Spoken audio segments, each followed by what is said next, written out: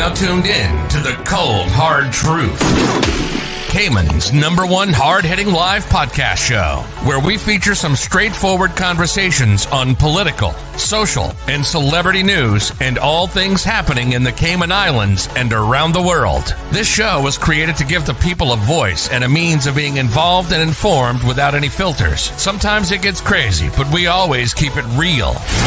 We bring you the tea, piping hot, so grab your favorite beverage and join the conversation via WhatsApp at 324-1612. Email tips at CaymanMarlRoad.com. Now, here's your host, Sandy Hill, broadcasting live from the beautiful Cayman Islands.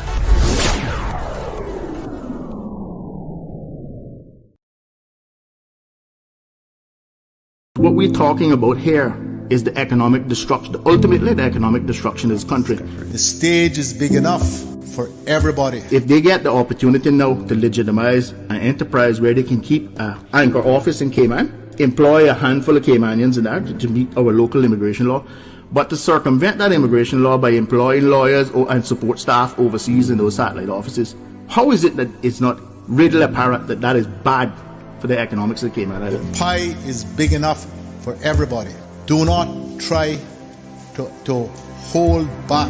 Well, there won't be any trickle down in terms of jobs for local support staff if the majority of the operatives are overseas. It'll be an outflow rather than a trickle down. and look, that's what destroyed the American economy. Cayman law and legal services is now a global product that is eagerly sought after. They cannot, Mr. Speaker, live in their insular little bubble.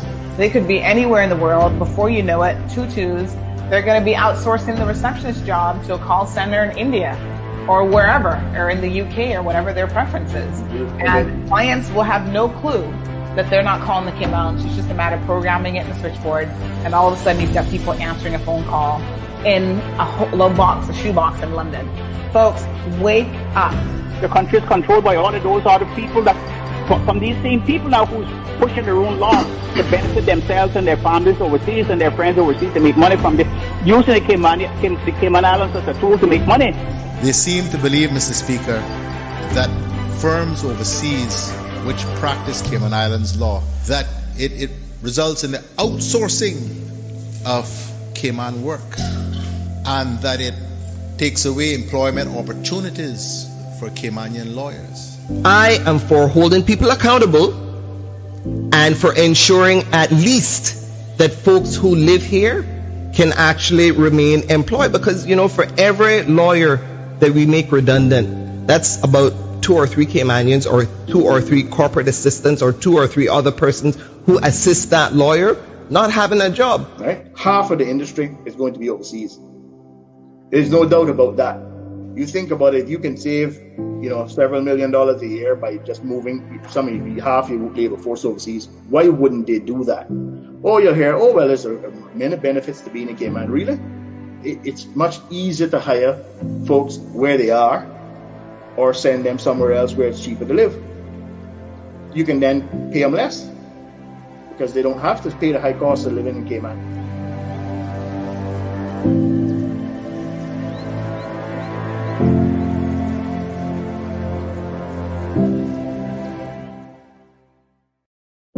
When you look at the numbers, and I've heard out of the Premier's mouth that it's 900 odd lawyers now that are called to Cayman Bar on the roll here. There are at least 15 international law firms in Cayman, and the number of attorneys on the roll has increased from 163 in 1995 to somewhere around 900. Wow. We don't know how many are overseas, and what is being proposed is that we simply give an equal number of lawyers that each firm has, total lawyers, whether they're Caymanian or expatriate in Cayman. It's the 1-to-1 ratio of lawyers to work in those overseas offices without a permit. What we forego in terms of permit fees alone, just to put numbers on this. Take the 22,000, let's assume 800 of those 900 attorneys work for the big firms. Times 800 by 22,000, the average work permit fee of 22,000, and you come up with $17.6 million per annum in fee revenue that we're foregoing. Imagine what the government could do, not just for the legal profession, but for everybody in this country if it had an extra $15 million income from work permits for these firms that can well afford them. When Sam was saying just now, the $2,000 that they won't pay, pay that if you want to, but pay the work permit fees too. Yeah. Come down here and pay for the practicing certificate. Do what you need to do as long as this economy benefits. They will get on the radio and they will urge members of this House to say that this is not a good thing, that we should not proceed with this legislation because this is hurting Caymanians. Seriously. What do you think is missing here? What are we missing? Why don't they care? Why don't they get it? Did they not have the same struggles that a lot of Caymanian attorneys had? Are they in the back pockets of these big law firms now? What is going on here? The expat lawyers are going to be the first casualty in this.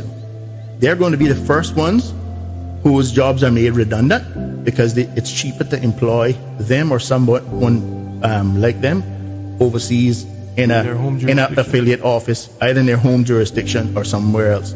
When you have reached this point and you see it, you need to fight against it. And that's what I'm doing. Okay, Steve?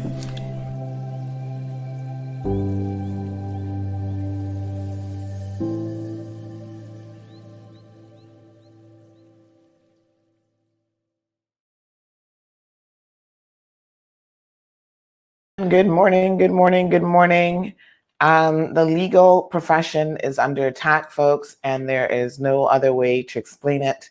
But those videos do a pretty good job of putting it in context and explaining some of the key points. There are many more. I understand the opposition has put forward almost 80 proposed amendments to this bill. And to me, that certainly says that a bill is extremely flawed if you have to do that many amendments. And at the end of it, you still will probably not be happy.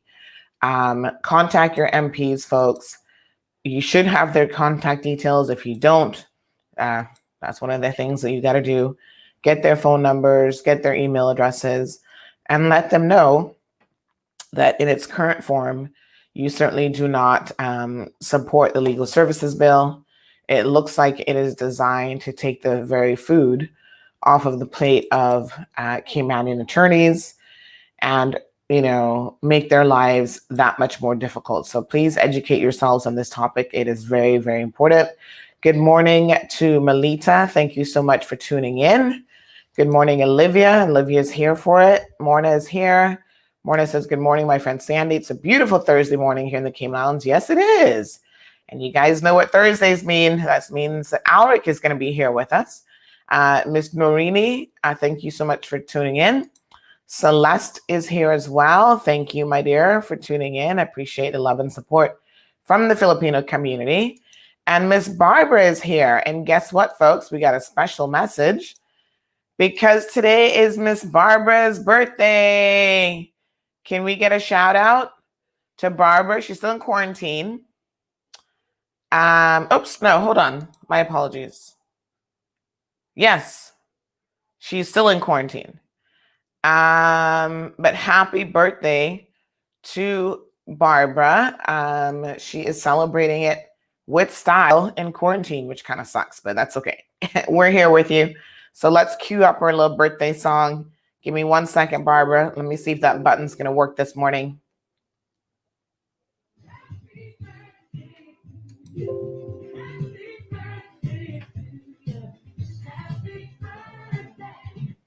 All right. Happy birthday to you, Barbara. Hope that you are going to make the best of it. I know it must not be a whole lot of fun in quarantine, but you know what? We're here to celebrate with you right here on CMR. So hopefully you can order a piece of cake or something. I'm not sure what they allow in quarantine, but are you private? Are you quarantined in a private facility or a government facility? Either way, have somebody deliver you a little slice of cake for your birthday. Okay, give me 1 quick second. All right, let's see who else is here. Siobhan is here for it. Atlas says, Guten Morgen. Hello, Atlas. How are you? How are things in the UK? Alice, I noticed that you didn't come home for Christmas. Did you think to yourself, trying to go through quarantine again for a couple days vacation was just not worth it? Probably not. Good morning, Evelyn. Lisa. Good morning. How are you? Beautiful photo. Lynette is here for it, tuned in and ready to go. I think Barbara goes by a couple different names. So yes, Barbara it is. Yes, happy birthday.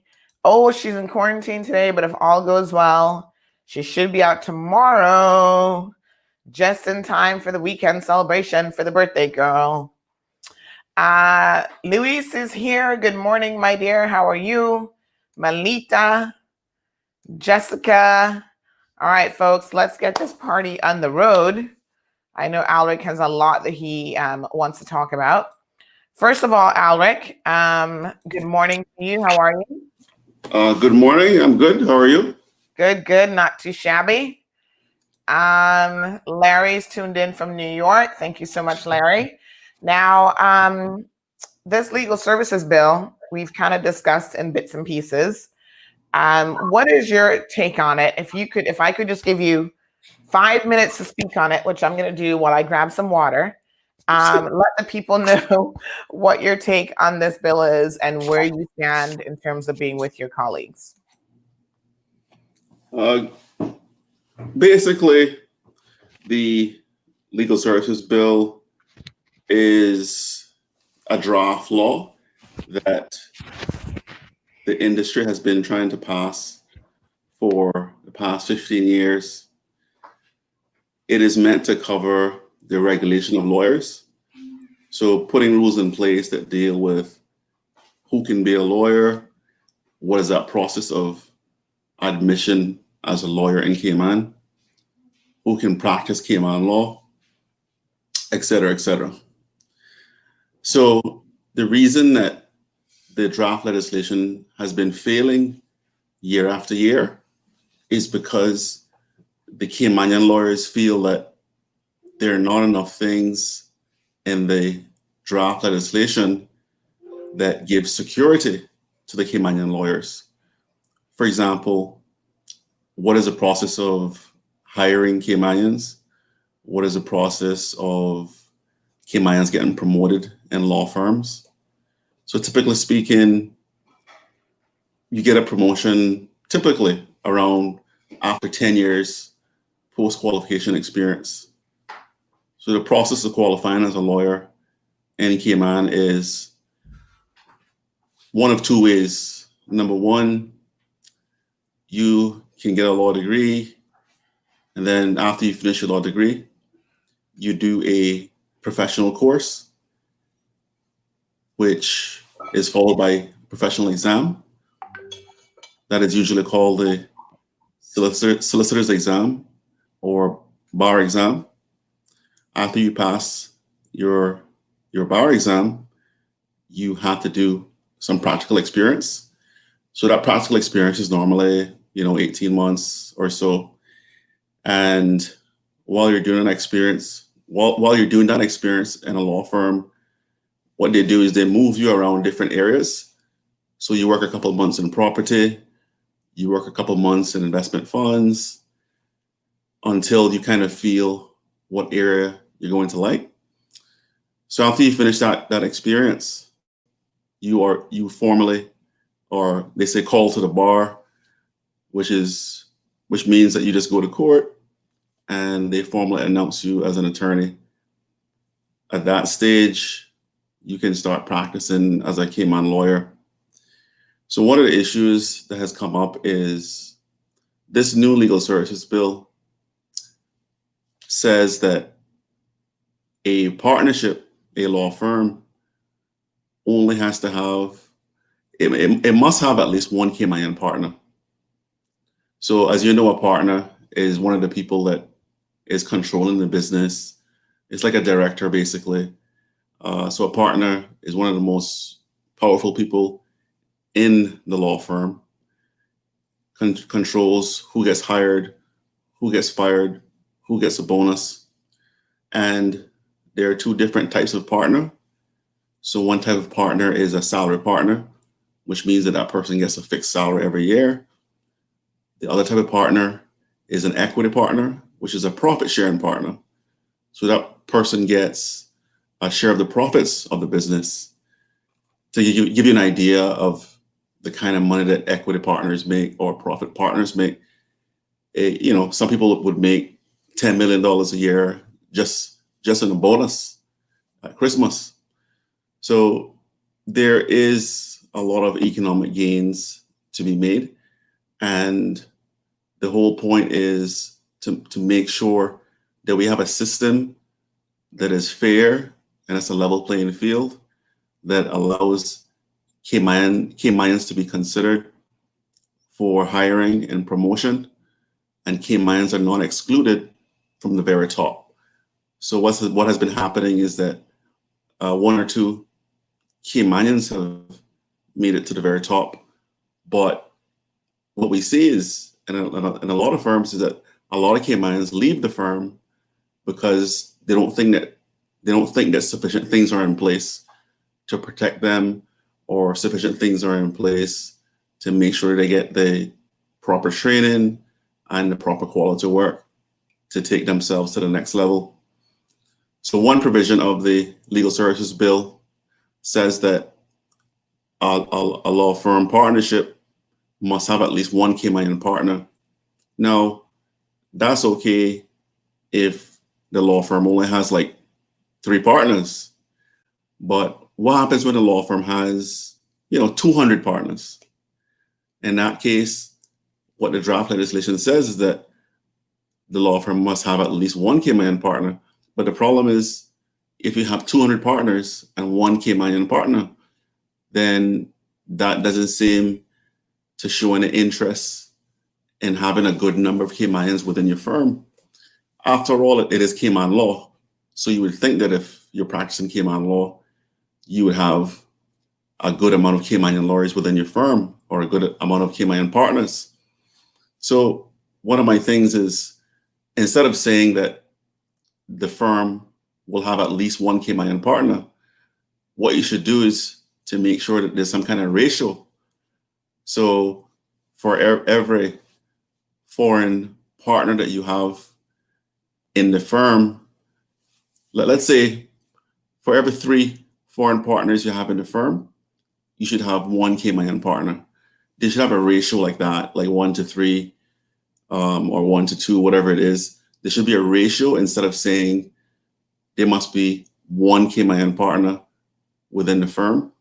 Because if you only say only one Cayman partner is required, that means that a lot of firms might just say, okay, I'm just going to hire one person.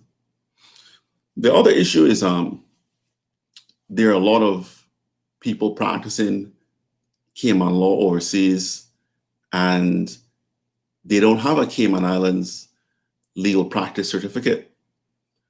They don't have something that says that they're allowed to practice Cayman law. For example, I have a Cayman Islands legal practice certificate that allows me to practice Cayman law. But there are a lot of people overseas that are working for big companies that practice Cayman law on a daily basis, but they don't have a Cayman legal practice certificate. And you would think that if you were practicing law without a Cayman legal practice certificate, you would get in trouble. But the issue here is this legal services bill will result in all of those overseas persons practicing Cayman law to be issued a Cayman legal practice certificate without punishing them for 10 to 20 years of practicing Cayman law without a legal practice certificate. So basically, you have people that are practicing Cayman law without a license, basically. And if this legal services bill passes in the current form, there's no plan to contribute some money to the company, to the country, for the past 10 to 20 years of practice of Cayman law. So all this money has been generated overseas and made overseas and spent overseas, when some of that money could have been spent in the Cayman Islands, you know how difficult it is. Sorry, Atlas, let me ask you a question about that point. Do we even know in real terms how many people out there purporting to be practicing Cayman Islands law? Do we have any fix on the numbers? I don't have the numbers. I don't have the numbers, but we have a group that is easily identifiable, and that is the group that appear on the websites of branches of Cayman law firms. Okay. So the exercise is, if you look at the websites of the big firms, and you will see where under a person's name, it will say, well, it may say the person practices Cayman law, et cetera, et cetera. And when you put that person's name, when you check that person's name on the Cayman Islands court website, then you will see that the person's name is not on the Cayman Islands court website. The Cayman Islands court website shows all licensed Cayman lawyers, all persons licensed to practice Cayman law. So that's the exercise you go through. You see what the name is of the person overseas that's practicing Cayman law, and then you check their name against the court website. If their name is not on the court website, they're not licensed to practice Cayman law. Right. Oh. So, having said that, right, I'm just thinking of how you control this, because obviously the big firms, like you said, it's easy to go after them. But if someone removes that information off of their website and these people just sit in their little mini office in London and they're still practicing Cayman Islands law, and they're still advertising in their jurisdiction, what is the proposal in terms of how you would identify and control those individuals? I know that in law there is, the law can have a very long legal arm, but at the same time, there are considerations of enforcement from one jurisdiction to the next. So it's kind of like, I'm thinking about these call centers, right? How they outsource stuff all the time. They outsource businesses. And with the technology that is available to them, it is almost impossible to try to enforce those types of things where you can say, and this is one of the interesting things about the Cayman Islands as we continue to grow. And I know we're going to be talking about economic post-recovery for COVID, but there are a lot of jobs, as we have seen during COVID, that can be done remotely. All you need is a computer, internet access, and the knowledge to do what you need to do. And you don't need to physically be anywhere in the world. I mean, we're even trying to capitalize on that concept in the sense of the global concierge program. So my question becomes, how would you stop, in real terms, anyone from practicing Cayman Islands law in another jurisdiction? I know we have this supposed fine of $200, which has never been enforced, but even if they tried to enforce it, how realistic would that enforcement be? So just to be clear, I don't have an issue with Cayman law being practiced overseas, because we have global clients and you have to be in the same time zone as a client to serve that client properly. The issue is not like the practice of Cayman law overseas. The issue is so many people that are practicing without a legal practice certificate. That is a real issue. And also the number of people that we have practicing Cayman law outside versus practicing Cayman law within the Cayman Islands. What you don't want is the total outsourcing of the law, of the practice of law, of Cayman law to another jurisdiction. That's what you don't want. But it is a necessary thing to have. If you're going to have a global practice, you have to have lawyers in different jurisdictions, but they must be properly licensed. Law. So to answer your question about how do we enforce it? So I think the easiest way is to have a regulator to regulator relationship. So for example, we can quickly identify all the persons working for branches of Cayman law firms overseas. Those people are easily identifiable. So you can have a regulator to regulator relationship, because if you're working as a lawyer in another jurisdiction, you have to comply with the requirements of that jurisdiction, which usually means that you have to register with a law society or some other law association.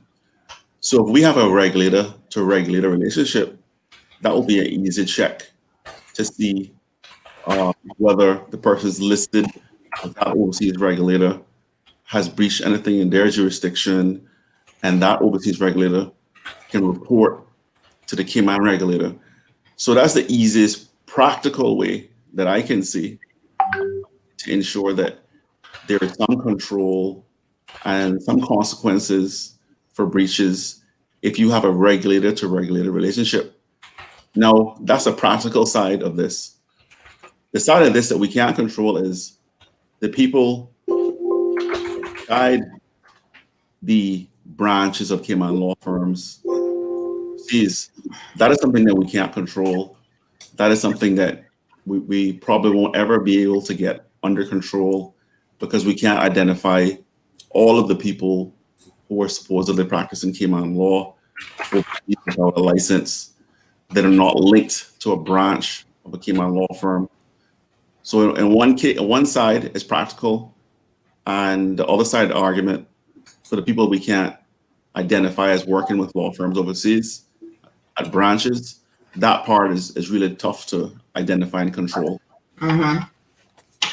And do you think that by will there be a shift in how this is handled? Because I think that I don't know necessarily that the larger law firms would do it, but I don't put anything past them in terms of what they wouldn't do. But a lot of times they get very creative with finding a way to work around these different rules and regulations. So do you kind of feel like no matter what you put in place that they would be doing that? Or what are your thoughts on the practicalities of having it one particular way? Lawyers will always find a loophole. Yeah. But the only ones that we can control are the ones that are working with the branches of the Cayman law firms overseas. Practically, just being practical, they're the only ones we can control. Right. Lawyers are going to always try to find a way that they can do stuff and they can get away with it under the law. For example, there's a section under the draft legislation that says X, Y, and Z are not deemed to be considered a practice of Cayman law. For example, one of the provisions says that a New York lawyer, for example, can draft Cayman documents, and it's okay. It's not the practice of Cayman law as long as he gets a Cayman lawyer to sign off on them. So that basically means that all these foreign law firms can prepare Cayman documents when a Cayman lawyer should be preparing those documents. A person licensed to practice Cayman law should prepare those documents. But the way the draft legislation is prepared, it basically says, if you're a New York lawyer, if you're a California lawyer, if you're a Japanese lawyer, you can prepare all those Cayman documents. And that's hundreds of dollars per hour that they could be making and charging the client. And the end of it, all they got to do is get a Cayman law firm to just stamp it. Under the draft legislation, it says that is not deemed to be a practice of Cayman law, where a foreign lawyer and a foreign law firm prepares the Cayman documents, as long as a Cayman lawyer signs off on them at the end. So if you're talking about a legal advice that's worth $20,000 for a particular engagement, let's say the client is going to pay $20,000. What can happen in this case is the New York firm can prepare all those documents, and let's say the New York firm makes $15,000 from all its time spent, and then they'll pay the Cayman firm $5,000 to sign off on the documents. That's just an example of what could happen. What you'll have is a non-licensed Cayman lawyer preparing the bulk of the documents, communicate with the client, and then at the end, they can make the bulk of the money. So from an economic sense, most of the money, there's a lot of money that is being made overseas that is never going to hit our economy. So we have to control what is within our reach to control. Right. Like I say, what is within our reach is the persons that we have identified that are working for the branches of the firms overseas. That's just as being practical. That's what we can control. The other people outside those firms is going to be very difficult to control. Okay. So the present situation is they're practicing Cayman Islands law at the overseas locations. They have no legal practice certificate issued by the Cayman Islands, so we can't speak to, I suppose, how much they know about Cayman Islands law. Because in order to receive that practice certificate, they would have to prove certain competencies, right? Yes. So normally they have to go to in other words. Yeah. So what's proposed under this draft legislation is they must have at least 5 years post-qualification experience. They can't be undischarged bankrupt. They usually have to come from certain jurisdictions, Australia, England, South Africa, those places. So there are a list of things that they normally have to comply with.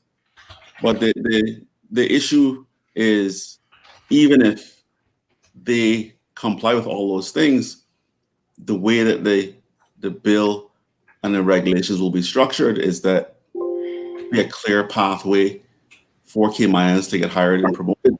Cayman Islands end up getting discouraged and then leaving the law firm to go somewhere else, thinking that the situation is going to be brighter, their future is going to be brighter, and their treatment is going to be better. But what happens a lot of times is Cayman Island lawyers are told they're not ready for the next step. They can't be a partner, or they're going to get a different title like director or something else. And the way the law is structured is that it doesn't really create a level playing field for Cayman Islands to get to the next level or be treated the same way when it comes to salary.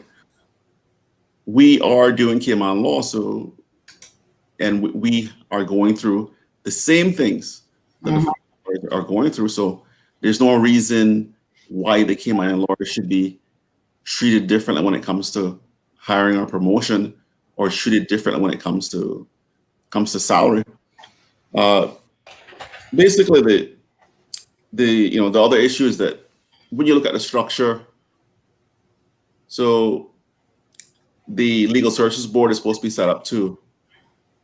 The Legal Services Board is supposed to be set up too for disciplinary action for lawyers. So if there's a lawyer who commits misconduct, then the board will deal with that person, may take away their license to practice. Right. The issue with the board is the way that it's been proposed. They're supposed to have a judge on the board. They're supposed to have attorney general on the board, a person appointed by the premier, and a person appointed by the opposition. That's just too many government people involved. Why is that important? Because if you have a judge on the board, that judge is part of the board that says, you, Sandy, lawyer, did something wrong. If I am part of the board and I'm a judge and I'm going to discipline you, but then you say that I've breached your rights, I've breached your constitutional rights, and you're going to sue me. So if you're going to sue the board and a member of the board is actually a judge, the question is, when you go to court, who are you going to face? Are you going to face the same judge that disciplined you at the lower level, at the board level? So that's one of the concerns, is that I don't think that a judge should be part of that process, especially if there might be a lawsuit in the future. What you need to have is an independent board made up of, retired law professors, someone from Fraud Commission, someone from Human Rights Commission, a retired lawyer that has been retired for like 10 years or more, that doesn't have a strong link with an existing law firm. It's so critical to have a good structure in place where there's no question about people's conflict of interest or people's loyalty, because you know how small Cayman is. Right. Could appoint someone on that board that just doesn't like you. They don't like you. Not only that, Alric, but I'm sort of thinking based on what you just said about the practicing certificate. If people outside of the Cayman Islands are practicing Cayman Islands law with no accountability, no oversight, what happens when they commit a crime or they do something wrong? There's no enforcement. So the main issue there for us as a jurisdiction, Mm-hmm. if do something wrong overseas, you know, a client loses $100 million, and then you find out the person didn't have a Cayman practice certificate.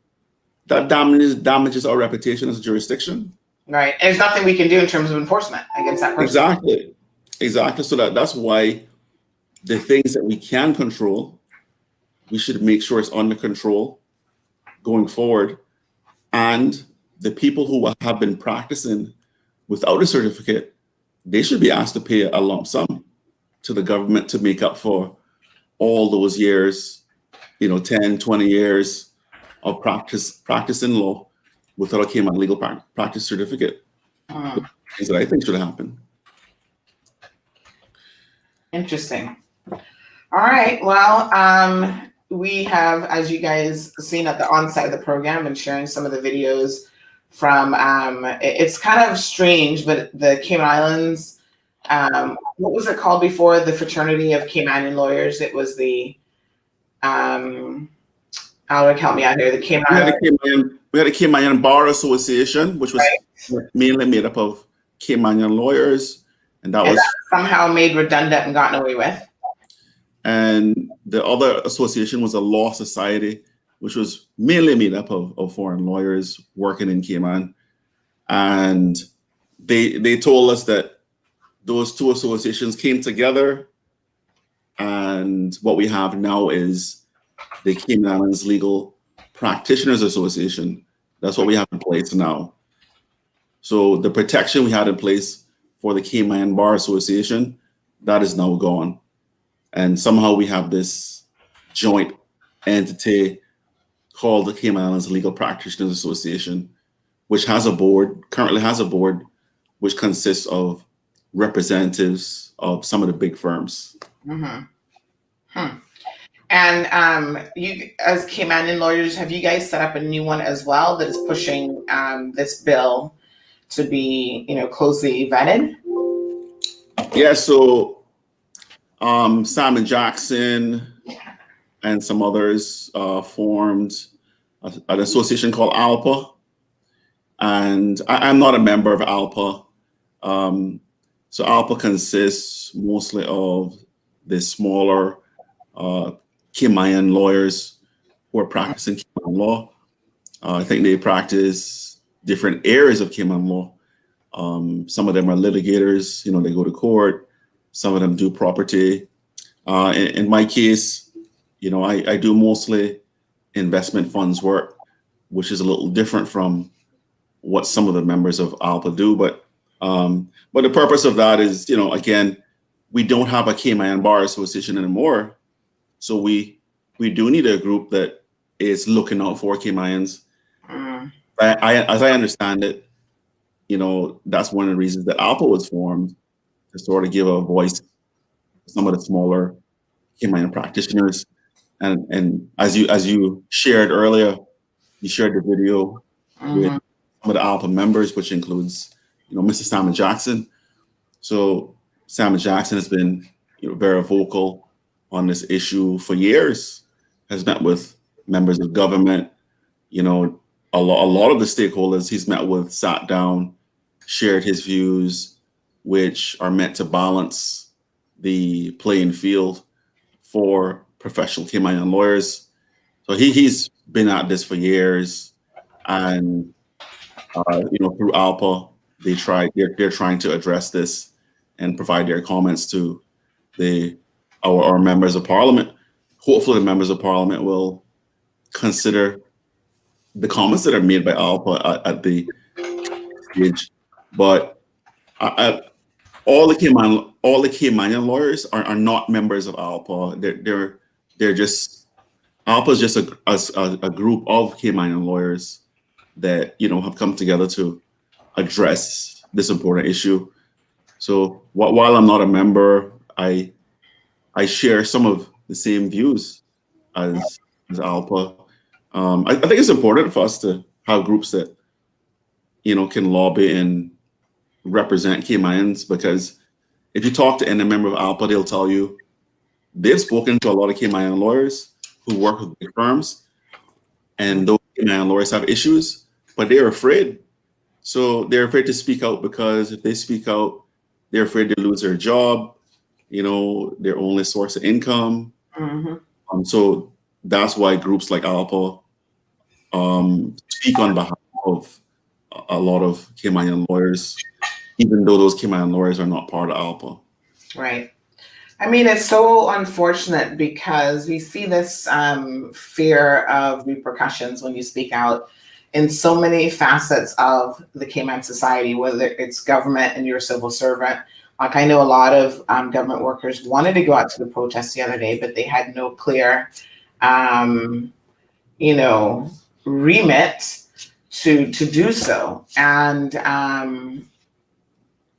they're just fearful, like you said, of repercussions on the job, losing their jobs. I mean, I even had a woman yesterday who was speaking to me about the ongoing violence in this community. And she was talking about an incident that happened to her. I think it was the late 80s or early 90s.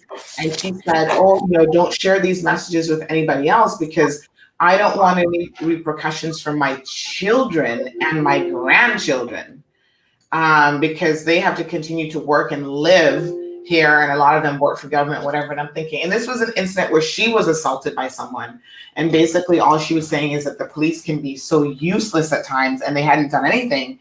And I thought this fear in this country is so deep rooted and so surreal at all levels. I mean, imagine how fearful you must be that you have a voice, but you can't use it because now you're having to think not about yourself, but about your children and grandchildren and future generations of your family being impacted by something. You're just speaking out on a topic. To me, it is mind-boggling how our people have been enslaved mentally in how they believe that they live in a democratic and free society, and yet they can't express how they think without fear of repercussions.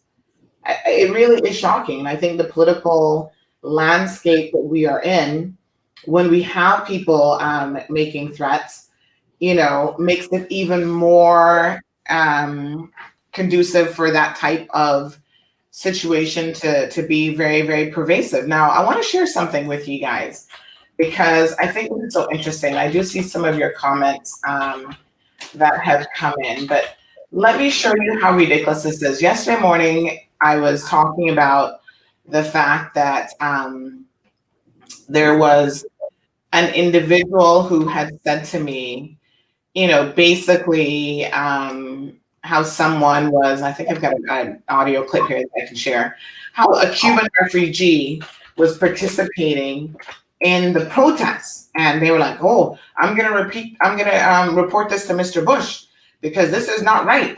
And the irony of it, as I said in yesterday morning, is the person who's saying this to me is a foreign national themselves. And to the best of my knowledge, they do not have Caymanian status. And in fact, I think that their application to even get residency was turned down by the board for various reasons. But here's someone who comes from a country who does not enjoy the same freedoms that we do in terms of freedom of speech. But when he has come here, he certainly exercised those freedoms of speech. But he does come from a country that believes in executing people for speaking out even. And so that mentality has been brought here. And for some reason, he thinks in his head that he can run to Mr. Bush and say, "Oh, Mr. Bush is running for going to control people or do something to people." I don't know what he thinks Mr. Bush is going to do because they're out there protesting. The dangers of that I cannot overstress, but I just wanted to show you guys what was sent to me yesterday, saying that this is the Cuban national. Now, this is amazing because I want you guys to look at this picture very, very carefully. They said, oh, this is the Cuban refugee in the protest. Now, making an assertion like what they have made, I have a problem with for a number of different reasons. But you would hope that they would get at the very minimum, that they would get the information correct. And to not even get it correct. So let me tell you what this person has even done in terms of getting on a public radio station and making some comments. Let me see if I can. I'm kind of doing this in real time, but let me see if I can actually download this so that you guys are able to hear this for yourselves. But what I want to make very, very clear is that that person in the photo that you see there is not a Cuban refugee at all. In fact, that person is Eden Hurlston, who has got to be a multi-generational Caymanian. I mean, I don't know how far Eden's ancestry goes, but I know 100% it is multiple generations, and he is definitely not a Cuban national. So understand what I'm telling you. Not only are people trying to create the fear in this country, and here's the actual picture, because I took one of Eden, and it seems like that snapshot was taken off of the live stream, right? So this is Eden. He's 100% Caymanian. I don't even know what district Eden is from. Is he from West Bay? I mean, West I know he's West Bay, but is he a West Bay? Probably. West Bayers never want to leave West Bay, so he's probably a West Bayer. But yeah, I know that he lives in West Bay now, but imagine what I'm saying to you, right? Someone took a screenshot of him at the protest and is going to run to Mr. McKeeva Bush, as though he wouldn't have watched the protest themselves, but they're going to run to Mr. Bush and now claim that this is a Cuban refugee and that something should obviously be done about this Cuban refugee. I don't know what something is, deportation, making him disappear. Like, I don't know what the recommendation exactly would be. And I haven't listened to the voice note, but I'm going to endeavor to share that with you guys here in a second. So this is beyond, in my opinion, concerning that we have people doing this sort of thing. And like I said, in the community where people are already fearful, this certainly creates a different level of fear in this country. And I'm shocked at the people who engage in this behavior. Well, not really, but it's shocking that they themselves are enjoying certain freedoms of speech in this country. And then they turn around and try to prevent other people from having that exact same freedom. Alric, is this something that makes any sense to you at all?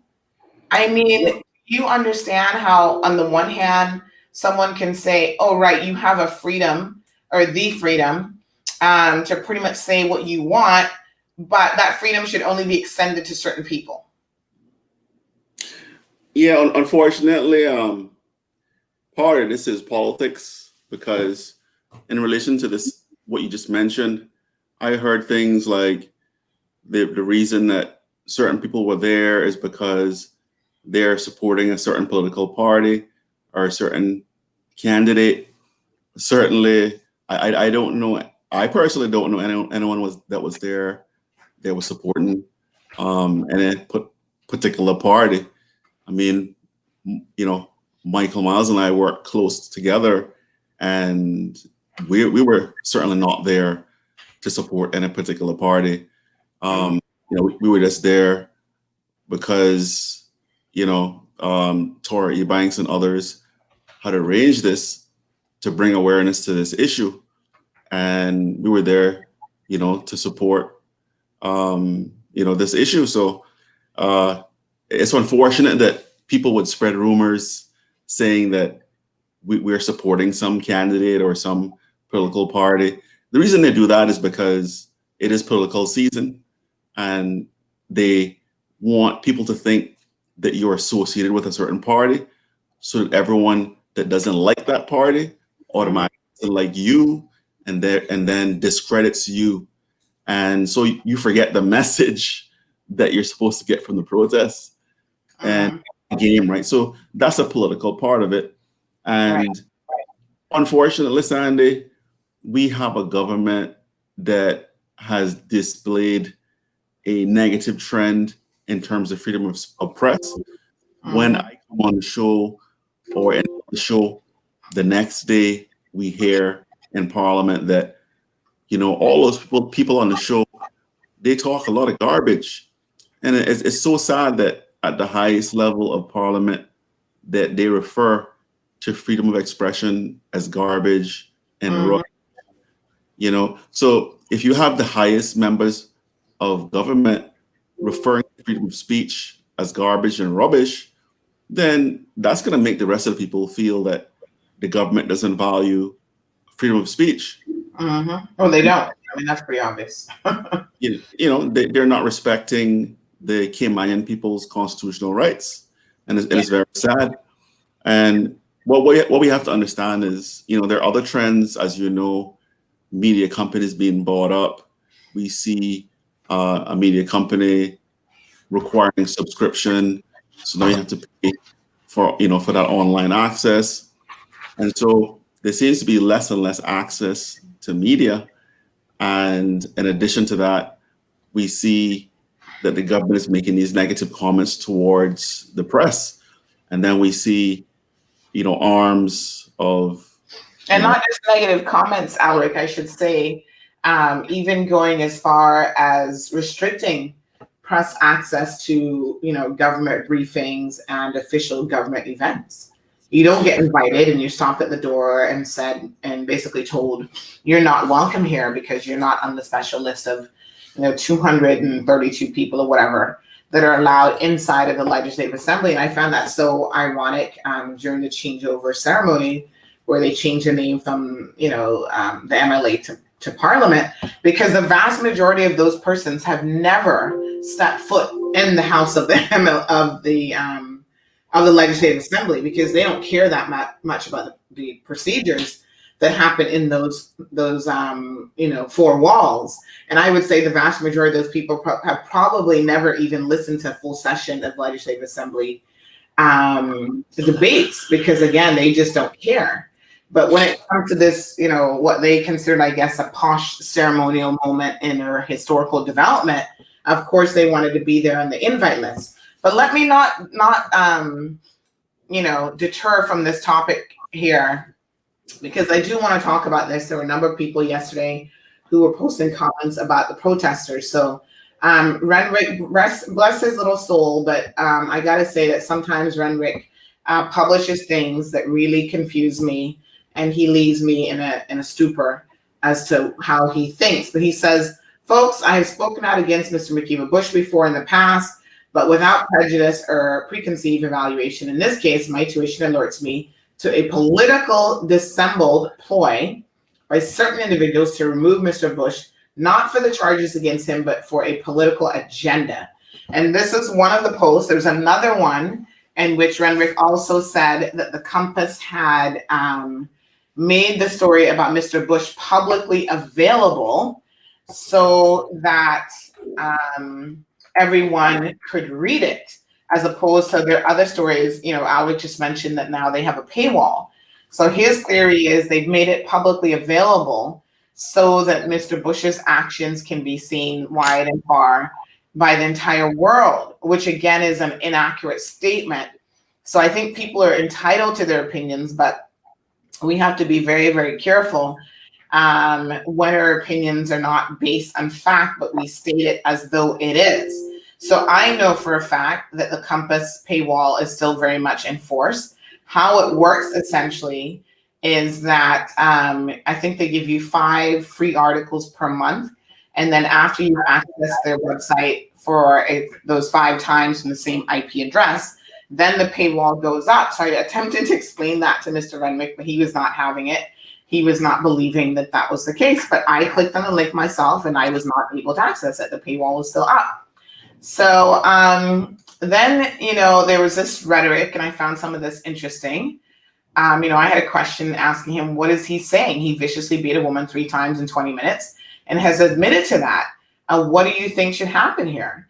And then Edwin jumps in the conversation. And again, Edwin, bless his little heart, but there are times when Edwin confuses me what he says.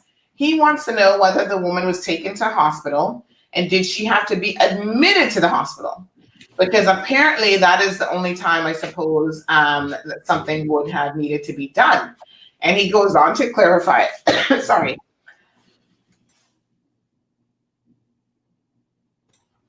My apologies, the cough has still got you in here. He attempts to clarify that, sorry, the use of the term viciously is simply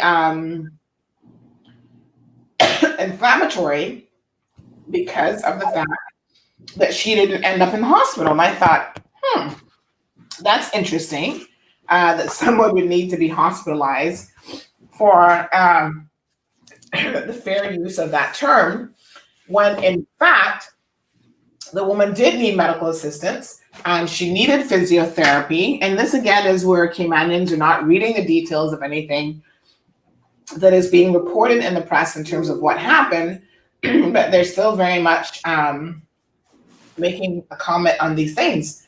So the woman lost sensation in her leg.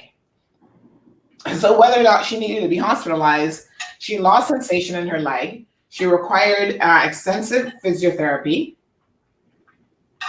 because of that assault. Her neck was bruised. She had bruises on her arm and leg, and her hair was pulled. I'm sure she has very long black hair. She probably lost some strands of that as well. Alric, I'm disturbed. I am really, really disturbed at some of the men in our community, and I suppose women as well, because I have received some messages from women seeking to defend Mr. Bush in light of these allegations, and actually saying to me that domestic abuse is no big deal here in the Cayman Islands, and it's always been happening. And then they go on to tell me, as though this somehow makes it okay, that a lot of the women are the ones who are perpetrators. And I am really shocked by this. Now, Alric, you were there at the protest.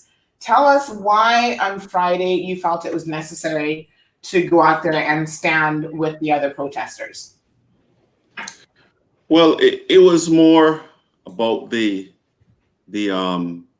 issue. I didn't go there to protest a person. I went to protest the issue, and so I think that's where people get their wires crossed. Mm-hmm. You know, I personally don't have anything against Mr. Bush, Speaker of the House. Nothing personal against him. So I was there to stand up for that issue, because the issue is something that seems to be prevalent in the Caribbean and prevalent in Cayman, where when something happens to a person, you know, we get this situation where sometimes the victim is treated as if she did something wrong. Mm-hmm. And sort of that approach has to change. And, you know, there were little girls there too, you know, young girls there at that protest. And so you have to let young girls know there are people that will fight for them as well. And there are people there that are there that, you know, that will support them and stand behind them. I thought, you know, that was very important to see young people there felt that they were being supported as well. So obviously there are people who will say that it's all political. I don't know the motives of every person that was there, but my motive was not political. My motive was not aimed at any one person. It's the issue. And that's what we have to start doing in this country, is pay attention to issues and not necessarily attack people. Now, as you know, some media firms tend to lean more towards the government or lean more towards, you know, something else. Mm-hmm. So that's the reality that we face, is that we don't know what people's motives are. We don't know what they're really trying to achieve in the background when they do certain things. All you can do is, you know, what you stand for in relation to particular issues, and then you stand up for those issues the same way I stand up for the Cayman Island lawyers when it comes to the legal services bill. I'm not standing up for any one person. Mm-hmm. I'm standing up for, you know, the entire population and the issue at hand. So I wish we could start paying attention to the issues and not necessarily one individual. Because sometimes if you pay attention to one individual alone, you kind of lose the message. You kind of lose, the main point that is trying to be made. And at the end of the day, if we enforce laws the way we're supposed to, if we take these issues seriously, then the law itself will deal with any offenses that were committed under the law.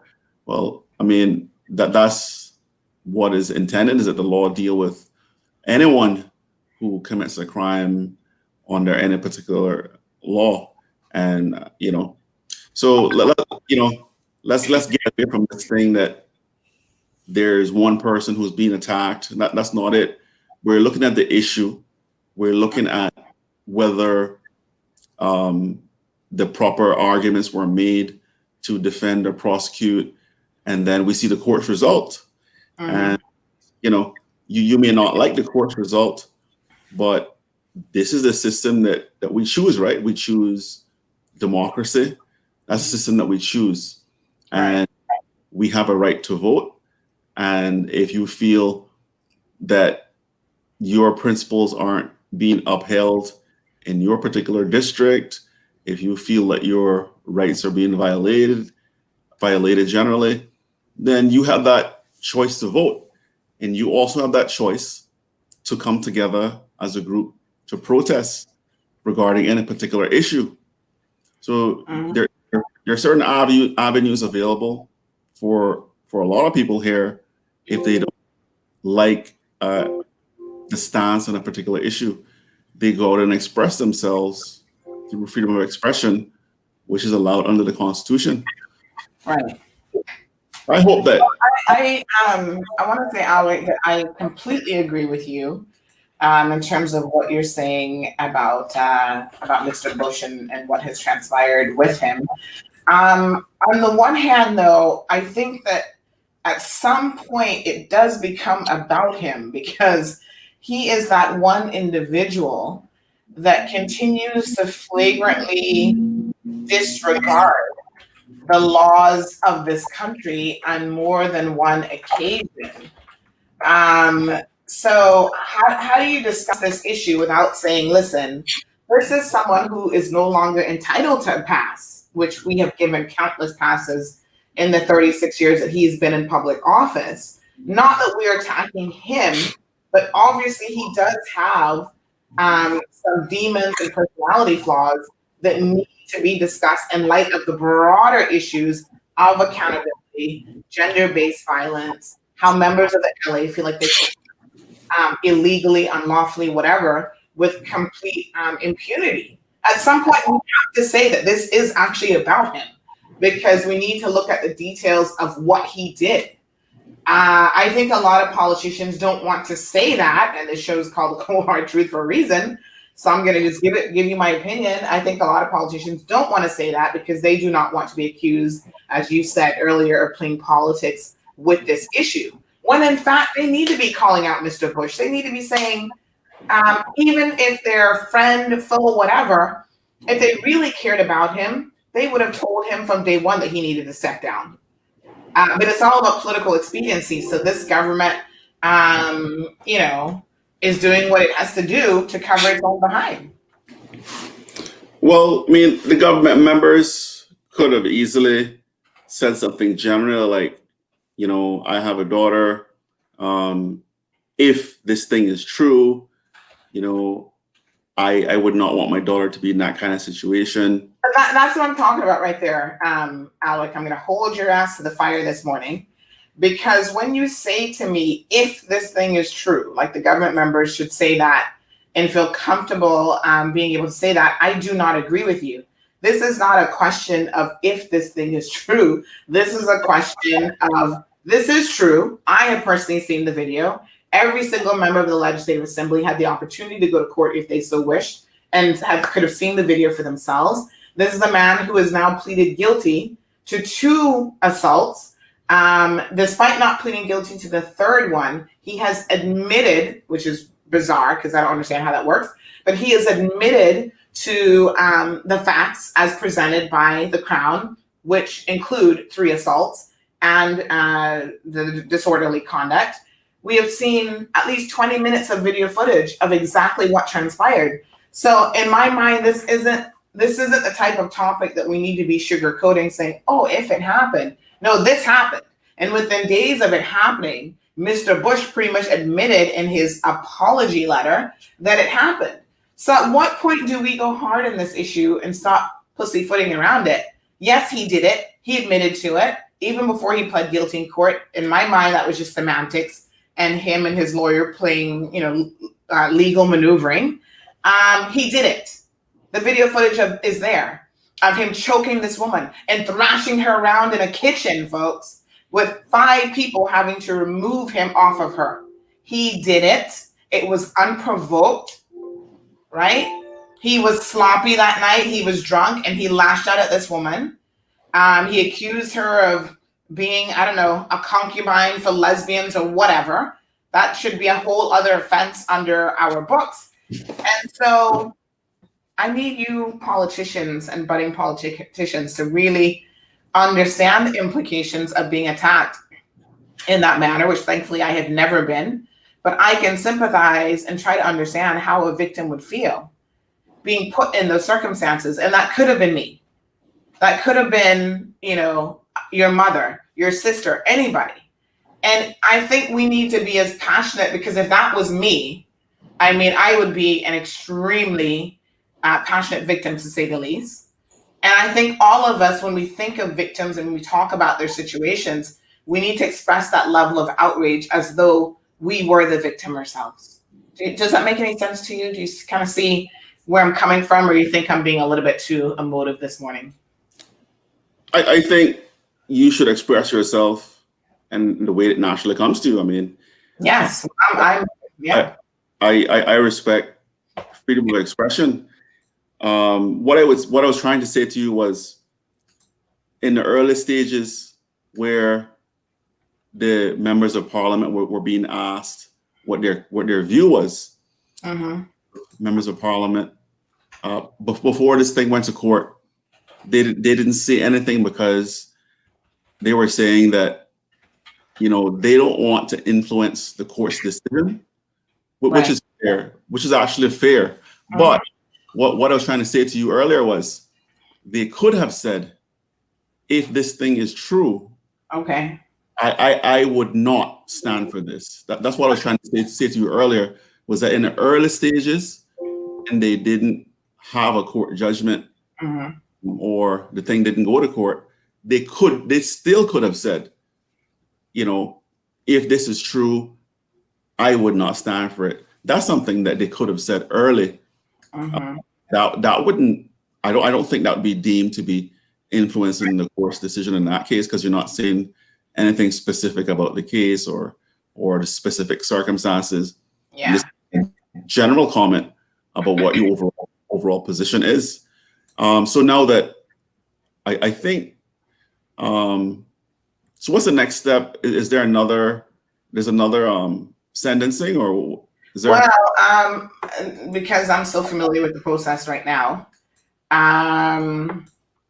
the next date will be, he'll find out what his fate is, just like I did on Tuesday of this week. So he'll find out if he'll be fined, if he'll get probation, whatever. So I don't think we have a set date for that yet, but it's supposed to be happening very soon, to the best of my knowledge, because they wanted to do it before Christmas. So we'll wait and see what the court says in its final judgment. And my question for you is, do you think that the members of parliament will give their opinion when the final judgment is issued? Well, in my mind, and I know that's what they've said that they're prepared to do. In my mind, there are two very separate things going on here. First of all, I don't think that politicians influence the judiciary as much as they think. The judiciary pays them little to no mind. They pay attention to the law itself. If they've passed a piece of legislation, trying to interpret that and apply that to cases. Outside of that, the judiciary doesn't care what they say. And I think even in my case, the judge made that very clear, in his judgment. I mean, he even went as far as saying that Mr. Saunders spoke more about himself than about me. But, you know, he just wanted to be very clear that their appearance was minimal in terms of the impact that it had on his judgment or his decision, his sentencing decision. So it wasn't really about who they were in that moment, right? The 65 written references that were provided to the court were much more impactful than the appearance of two members of the LA. And the reason that they were asked to go by myself personally is because they were public officials in a public space. So they understood the role that I play in this community when assessing them and their behavior and writing about them. And at least they could speak to that specifically. That, you know, Sandy's a person, even if she's my friend or my good acquaintance or whatever, I can expect that if I do something wrong or something that, you know, in her opinion, doesn't stand up to the accountability standards of a MP, she's going to hold me accountable. She's going to put my butt to the fire just like everybody else. That's more where I thought that their contribution could have been meaningful, but the judge said it was meant for him. It was really neither here nor there in the bigger scheme of things. So having said that and knowing that from the judiciary and from that process, I don't know why politicians think that they cannot have an opinion before the conclusion of the trial. And I think it's a bit of a shifting scale because I've heard some of them said, well, you know, he's still innocent, you know, and now he's admitted guilt.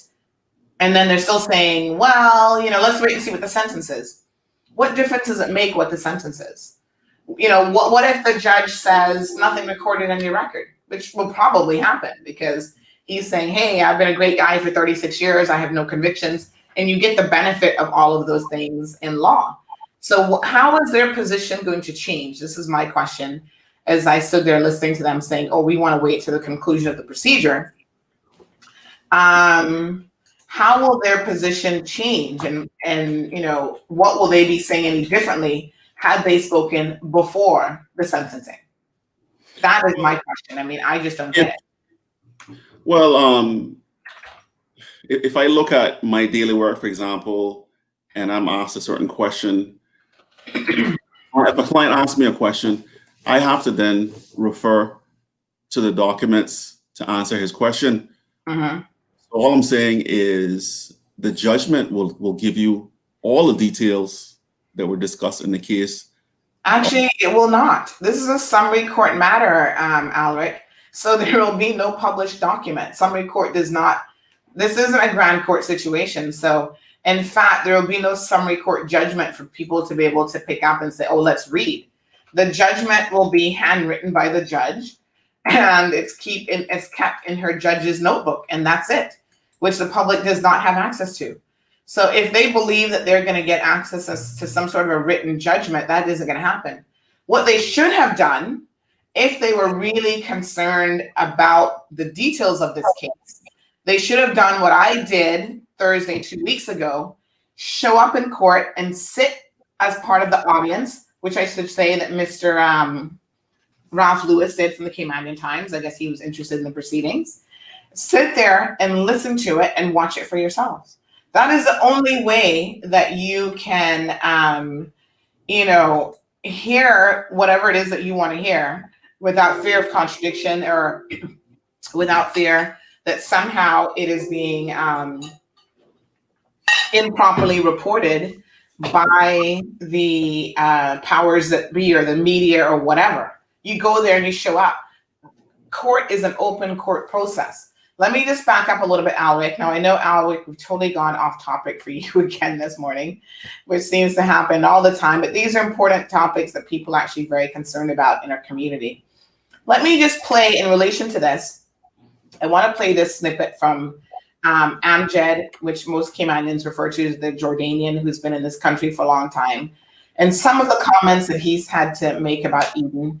Eden, like I said, is 100% Caymanian. He is involved in his community. He's a musician. He protests on a number of topics that are important to this country. And he's one of those people who refuses to allow his voice to be silenced. After that, though, I have video footage, which Larry mentioned earlier, of Cayman being discussed on Channel 7 News in New York about Skylar, who was sentenced. So, folks, we've made international news about this story. So just give me a second. Good morning to Odette. Good morning to Walton. Michael is here. Michael says, what's the point of having leaders if we can't hold them to a higher standard? Do as I say, but not as I do. Michael, I don't even know if they're that good in terms of doing as I say, because they don't ever say anything on this topic. They don't say, let's not beat our women, because most of them can't say it, I suppose, because of their own shady and spotted history. But yeah, they don't speak out about these things. I think that's a repeat. What is the point in having leaders if you can't hold them to higher standard? Right. If I were a common man, would he have been afforded the same treatment?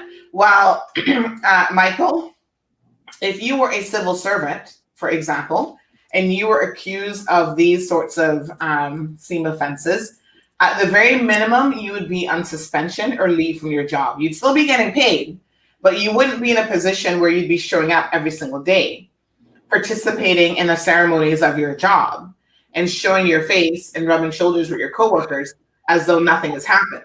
So they would be waiting until the conclusion of, your court hearing, but you would still be on suspension, on some sort of required leave.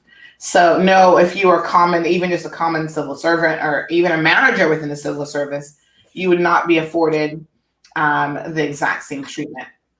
So let me just play this here for a second. I should warn that I've not had the benefit of listening to this audio as yet.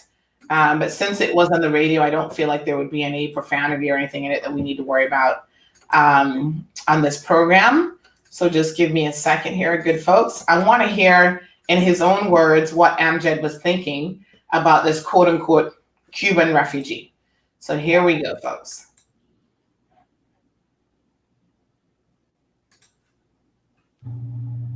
Caller, good morning. Welcome to For the Record. Good morning, Mr. O'Connor. Good morning, sir.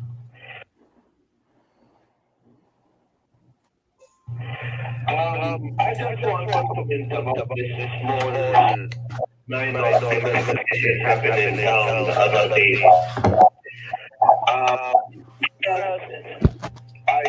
When I was dancing, I stopped and I looked who was in this demonstration.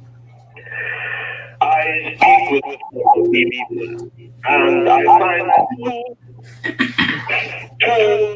Cubans from political refugees. I have their pictures, I have their names. I don't want to say their names because the immigration department or the government in general paying money every month for their rent, for their food, and now political hopefuls using those political Cuban refugees to demonstrate in town, give them some money to come and demonstrate. Do you have evidence that they paid them and that they were paid to be out there? How do you know that they weren't there of their own volition? Because I speak to them. And they told you that they were paid to be there? Yes, they admit to me. Ah, okay. Number two, there was there also the group called lesbians and gays or whatever you call them. There is a group, those for gay people, was there in the demonstration. I have their pictures, I see them there. And the rest was Mr. Miller with them and Johan Maxson was with them. Mm-hmm. And what's so wrong about that? What are you trying to tell us? Okay, what I'm trying to tell you that those Cuban refugees, those lesbians and gays, is they are the one representing the Caymanian people, and also those group I am speaking about, they are, majority of them is non-Caymanian, are work permit holders, are not citizen in this country, are not Caymanians. So that exempts them from being able to exercise their constitutional right? No, I am not saying they don't have rights. I'm saying those people are not number one, not representing the Caymanian people. Have they claimed that they represent the Caymanian people? Do they claim that they're out there representing themselves? Yeah, but what is their business with removing the Speaker of the House from the House? What is their business? Tell me, what is the business of a political Cuban refugee with removing the Speaker of the House? Is he? They may be just trying to get a point across. We know that just simply by demonstrating out there, that in itself will not remove anyone from the Legislative Assembly. We know at the end of the day that the one of the ways to remove anyone is by not voting for them. Otherwise, there are limited means of removing someone from the Legislative Assembly or from the Parliament, but they may be out there just simply expressing their views, just like how you have called in on the show and are expressing your views now as well. Someone may have the same position, take the same position with you. Fine. I will. So Mr. Miller and Mr. Johan Maxim didn't find no Caymanian people to come out with them. So they are renting people and bringing them there to express their opinion. They are bringing people there so they can show that there is a demonstration. But in reality, those people are not Caymanian people. But who was the caller? Who was the organizer for this this protest? Was there? I recall hearing someone on talk shows encouraging people to come out and saying that they were organizing it. And the two names that you've mentioned, Mr. Miller and Mr. Moxham, neither one of those names I heard in that regard. In speaking to Mr. Miller, and I'm not taking any tales out of school, but in speaking to Mr. Miller off air this morning, he said that he went outside from the Parliament and met with them and spoke to them. That doesn't mean that he organized it. Mr. Miller was standing next to the video, the Cayman Road showing you. He said he came out from the Parliament and met with them. He came out there. Yes, he's not denying that. I'm not denying that. Standing with Mr. Maxim, standing with Mr. Lindsay, who are hopeful they're going to run with Mr. Miller to next election.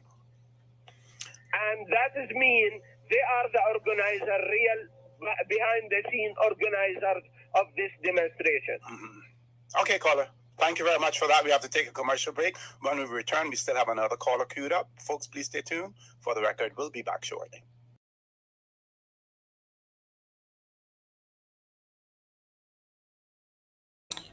All right, folks. So to be very clear, most of what Amjad said is completely misinformation.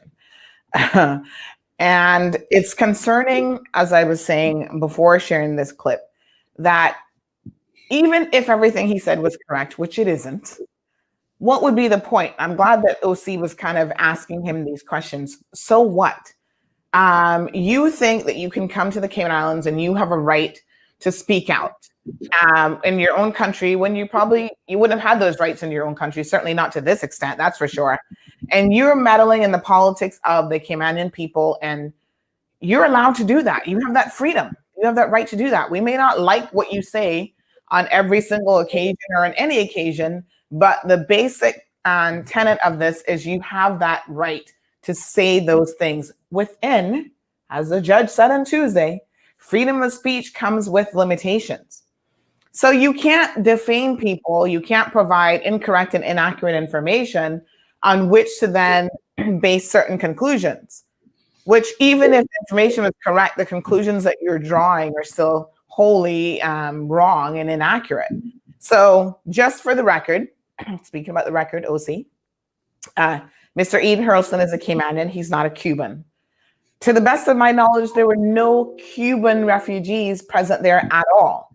I think what confused Amjad is in the process of me doing a live stream, a Cuban refugee walked by, took a photo and had a probably 30-second conversation with me, which was picked up on the live stream, where he was saying, "Oh, I'm one of the Cuban refugees. Do you remember me? Because you did a story on us on the steps of the glass house," and updating me on kind of where that situation is. That Cuban refugee was not present, and there were no other Cuban refugees out there present and protesting.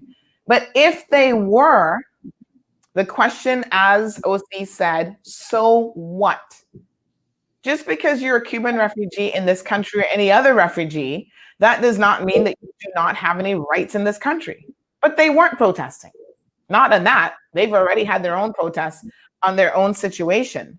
Now, the other assertions of who was organizing this event, Mr. Ezra Miller had nothing to do with organizing this event. And I know this for a fact, because the organizers had set up a WhatsApp group that I had initially messaged just to get some information. And so it was largely a group of concerned citizens. I don't know that they would identify as any particular group, but men and women, and there were no politicians in that group. So Johan is not a member of that group. Alric is not a member of that group. So at the end of the day, Amjad, you are free to speak and say the things that you wish, but please get your facts straight. That's important, right? You've got to be working with accurate information.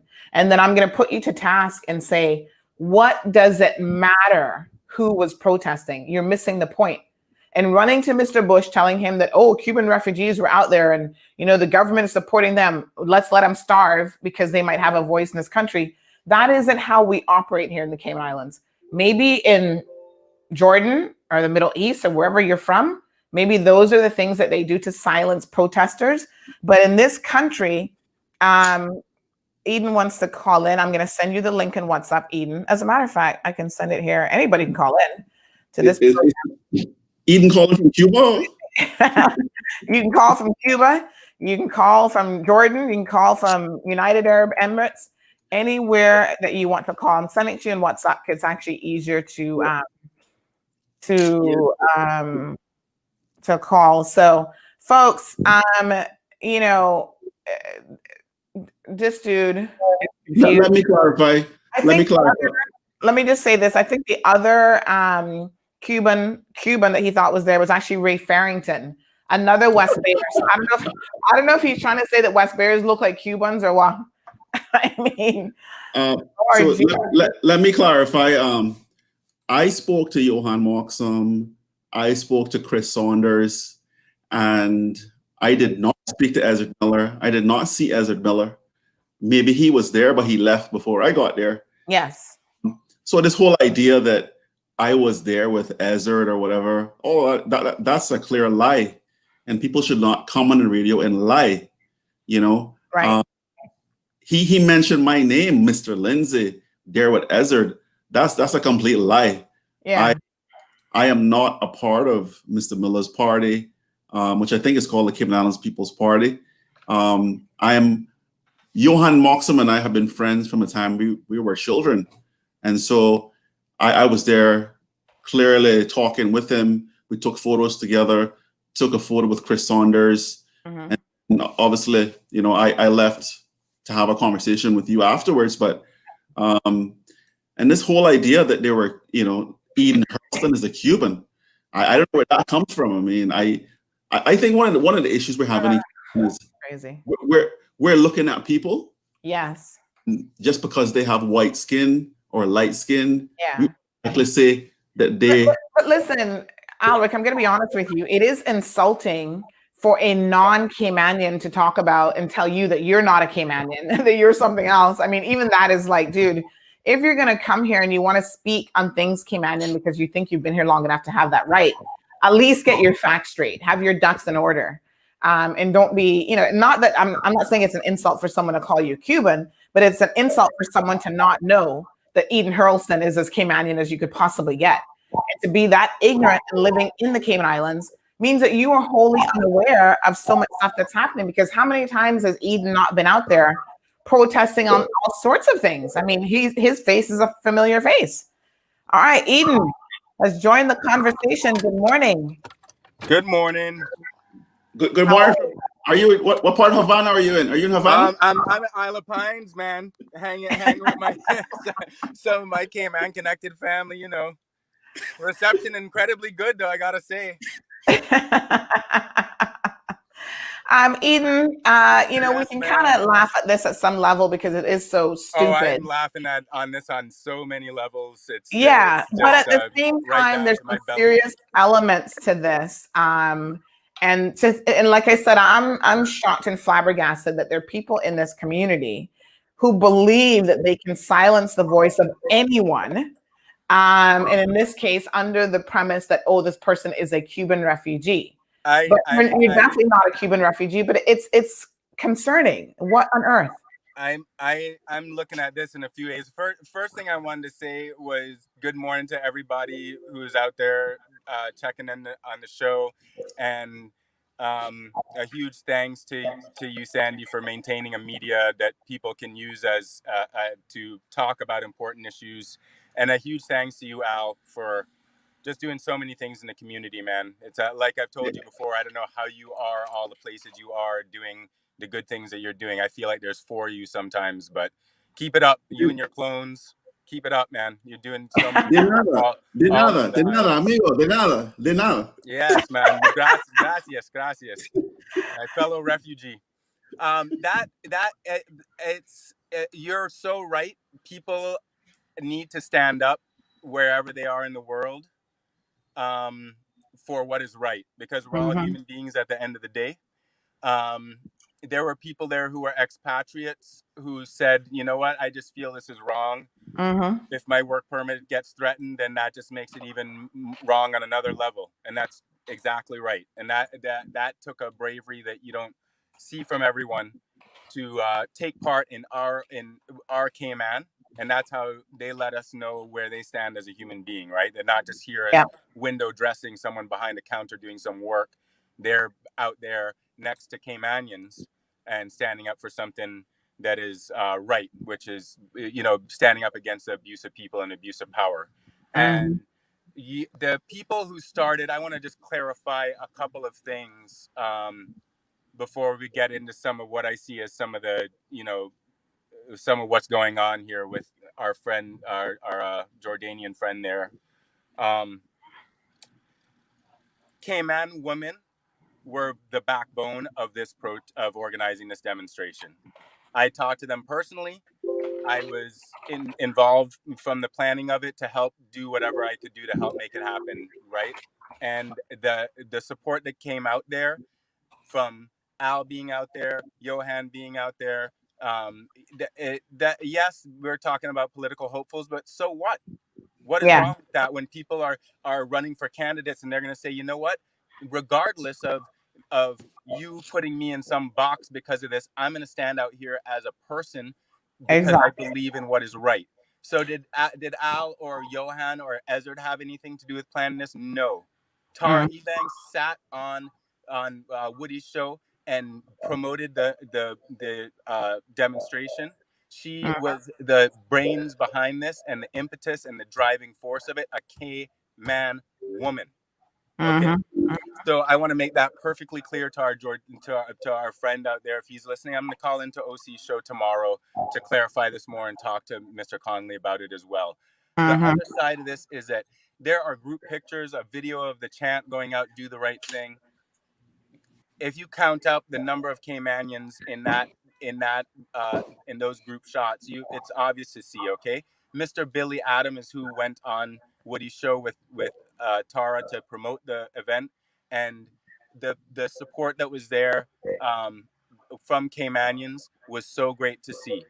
New Caymanians, generational Caymanians, the people that he has in the picture that are going around are myself, who I'm 8th generation on both sides as far as I can tell. I had to import my wife because I can't even marry Caymanian. Everyone is my cousin. So, and the man in the picture with me is Ray Farrington from West Bay, who's my distant cousin of mine on my mommy's side. So for this guy to talk about us being Cuban refugees, I mean, it's just laughable. But the serious part of this, and this is what I wanted to touch on, and I hope that he benefits from this in some way, and I hope that everyone listening out there can benefit from this in some way. is that we are getting a good glimpse at the rolling snowball effect that a conspiratorial mind will have on itself. He heard one segment of the live stream that you were doing, and I was standing right there. So I was listening to what the guy was telling you in rapt attention, be like, what happened? Oh my goodness, what another thing that's going on our island that I'm glad people are standing up for themselves, and that's what I'm thinking in my head. And he heard one segment, and that snowballed into it's all what LGBTQ Cuban refugees or something is what he came up with, being paid to come out there by Johan. I mean, that's Johan, quite a.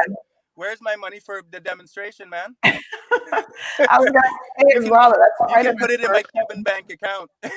That's quite an assertion to be making about people that they were being paid to protest. I mean, everything Amjad said in that conversation with OC was 100% incorrect. Right, it's shocking that he couldn't get even one thing right. So and we're he said that he listened. What legal recourse there might be about this type of thing. That's not a top priority for me. But what he said was wrong. He can't just go around and lie. Maybe you can if you're the president of America, but you can't do that to me and my fellow Caymanians. I don't just sit down and listen to this stuff.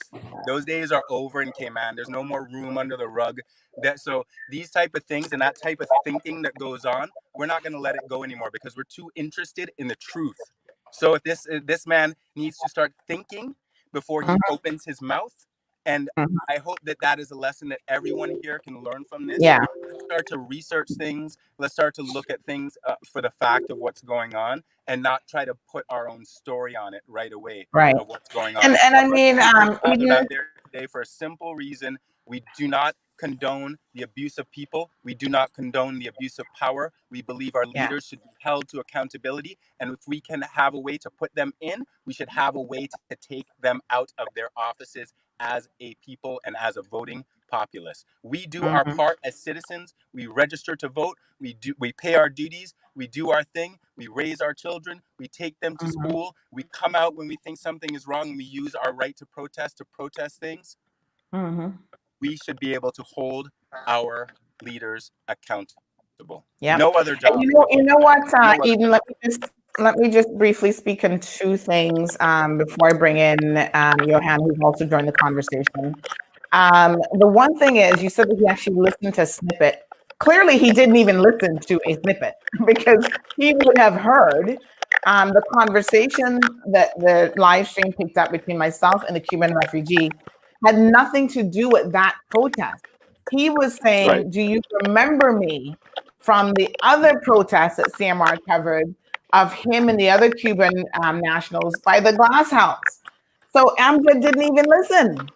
And then the second point is really when you said that a few politicians came out, trust me, it was a handful, budding politicians, a few MPs, and that was it. I was actually disappointed that more politicians and more persons who were interested in running for political office were not there. Where were they? What was so important on Friday afternoon that they could not have even come out for 5 or 10 minutes? So I gotta say that I was really disappointed to see that there were not more of them present. Tamara has come on the conversation in her messaging section. She says, good morning to everyone. Proud of you, Eden. Johan, what is your take on this today? Where did Johan go? He disappeared. There you are. No, I'm here. He doesn't go away. No, Sandy, I want to thank you for the opportunity and good morning to Mr. Alric and Mr. Eden and your audience. I won't be as politically correct as the rest of them. Amjad is a public nuisance. Amjad is a troubled person that needs help. Amjad could never speak as irresponsibly as he does in his home country or any other country, and that is the magic of the Cayman Islands, where people are able to concoct stories, talk foolishness, and speak out of their backsides, to be honest with you. Everything that Amjad said was a fabrication and a lie. Amjad is merely a pigeon for current politicians. His role is to distract, try to destabilize, and to spread misinformation, negativity, lies, and just the just that play that role. I have no time to spend speaking about idiots like him. He's fortunate to be in this country because given his record, when people were trying to kick him off the island, his record is all there. Mm-hmm. Uh-oh. Looks like Johan's internet may have dropped out. Eden, I think you have your mic muted. So yeah, looks like Johan is back. Let's see if we can get him back online. But yeah, I think those comments are fair points to make. And a lot of people have been saying this for a very long time about Amjad, in the sense that we don't necessarily have an issue with him speaking out, but I think it's the way in which he does it, and the irresponsible way in which he does it, that is very, very problematic to 99.9% of the Cayman community. Johan. Looks like Johan's internet connection is poor. Yeah, I agree with you. You got to talk facts. Yeah. Practice your freedom, but let's stick to some kind of objectively agreeable reality that we all live in. Yeah. Because we all get caught up in our feelings, and we all say things on occasion, especially on talk radio. We know how that can be. But at the end of the day, you got to come with, as people say, receipts. You can't have an opinion based on nothing. And that's exactly what this is. And although I think most people in the community know better, heaven forbid there would be people sitting down who might actually have believed what Amjad was saying yesterday morning on the record. But I do appreciate OC calling him to task and asking him certain pertinent questions, which I think during that discourse was really, really important as well. Eden, any final words on this matter? Yeah, I do appreciate how OC handled it. I'm going to be letting him know that tomorrow. And really what I want to say, and I'm sure that Alec and Johan echo this, is to everybody out there, his approach represents an entrenched mentality that is holding us back as a country. Okay? Right. It is conspiratorial, and it's not dealing with the facts that things are really not better now for the average Caymanian than they were 4 years ago, or 12 years ago, or 16 years ago, or 20 years ago. And the only way to do that is to get involved and change it from the people's perspective. And what I'm going to say is, of course, register to vote by January 4th. And on a very important note here, because most of the people watching the show are probably registered, but most of you probably know someone who might not be, or saying, oh, jury duty, or this and that, or things never change, or this and that. Well, you know what? Yeah. If you want to play ground in your neighborhood, you need to be a registered voter. You want a speed bump put on your street, you need to be a registered voter. Someone wants to build a bar and nightclub next to your house, and you want to stop it from happening, you need to be a registered voter. If it wasn't for people being registered voters, we would be lifetime in debt right now, halfway through building a cruise ship port. If it wasn't for CPR and them gathering registered voters to make that stop, the beach access fueled by registered voters. So it's not just about going in and casting your vote on election day every 4 years. It's about having a say in your neighborhood and in your nation. If you are not registering to vote for this election that is coming up here, you are committing treason to me. You can give up your Cayman card, as far as I'm concerned. Because this coming up here, this is our time. This is our time. This is a different Cayman now. I've been home almost 20 years, back home working and living, and been feeling this building to this point. And I've never seen this many people having the same conversation. So let's not be lazy. Let's stop it with the excuses, and let's empower ourselves and start taking up our passions and take into the streets if we need to, take into the airwaves if we need to, and take to that ballot box on May 26th. Okay? I better see you there so much, if you Eden. live in West Bay North. No more excuses. Thank you, Sandy. Thank you, Alric. Keep up the good work. I Fight the good appreciate it. fight. Bye. Thanks very Thank much. you. All right. Merry Have a good day. Christmas, everybody. Oh yes, Merry Christmas. It's literally almost a week away. So thank you, Eden. I appreciate that. Okay, folks. So there you have it. I think Johan was having some technical difficulties. He was not able to stay on the stream with us. Johan, we got to talk to you about who your provider is for your internet service. The other thing I want to discuss briefly before the conclusion of today's program is it appears that the Cayman Islands has gone viral all over the world for daring to enforce our laws. So you guys know the situation with Skylar and Vanjie. They're in People's Magazine discussing it. We are in apparently in ABC News in New York this morning. And this is big news all over the world that, wow, the Cayman Islands has quarantining rules just like everybody else. But look at them. They actually decided to enforce those rules. Johan, oh, there we Johan, how did you show up at Alric's house? Alric's my family. I've known Alric since we're 10 years old. My children refer to Alric as Tio Alric. That's my dude, to be honest with you. Now you're there stealing some decent internet. All right. Basically, I got sick and tired of you blasting me about my internet, you know, as in my parking lot at work. So I figured. Yeah, it's pretty bad. So give us your final assessment on Amjad's comments about the Cuban refugees that were protesting. And then I want to keep you both on the line because I want to talk about the situation with the international media coverage that Cayman has been getting.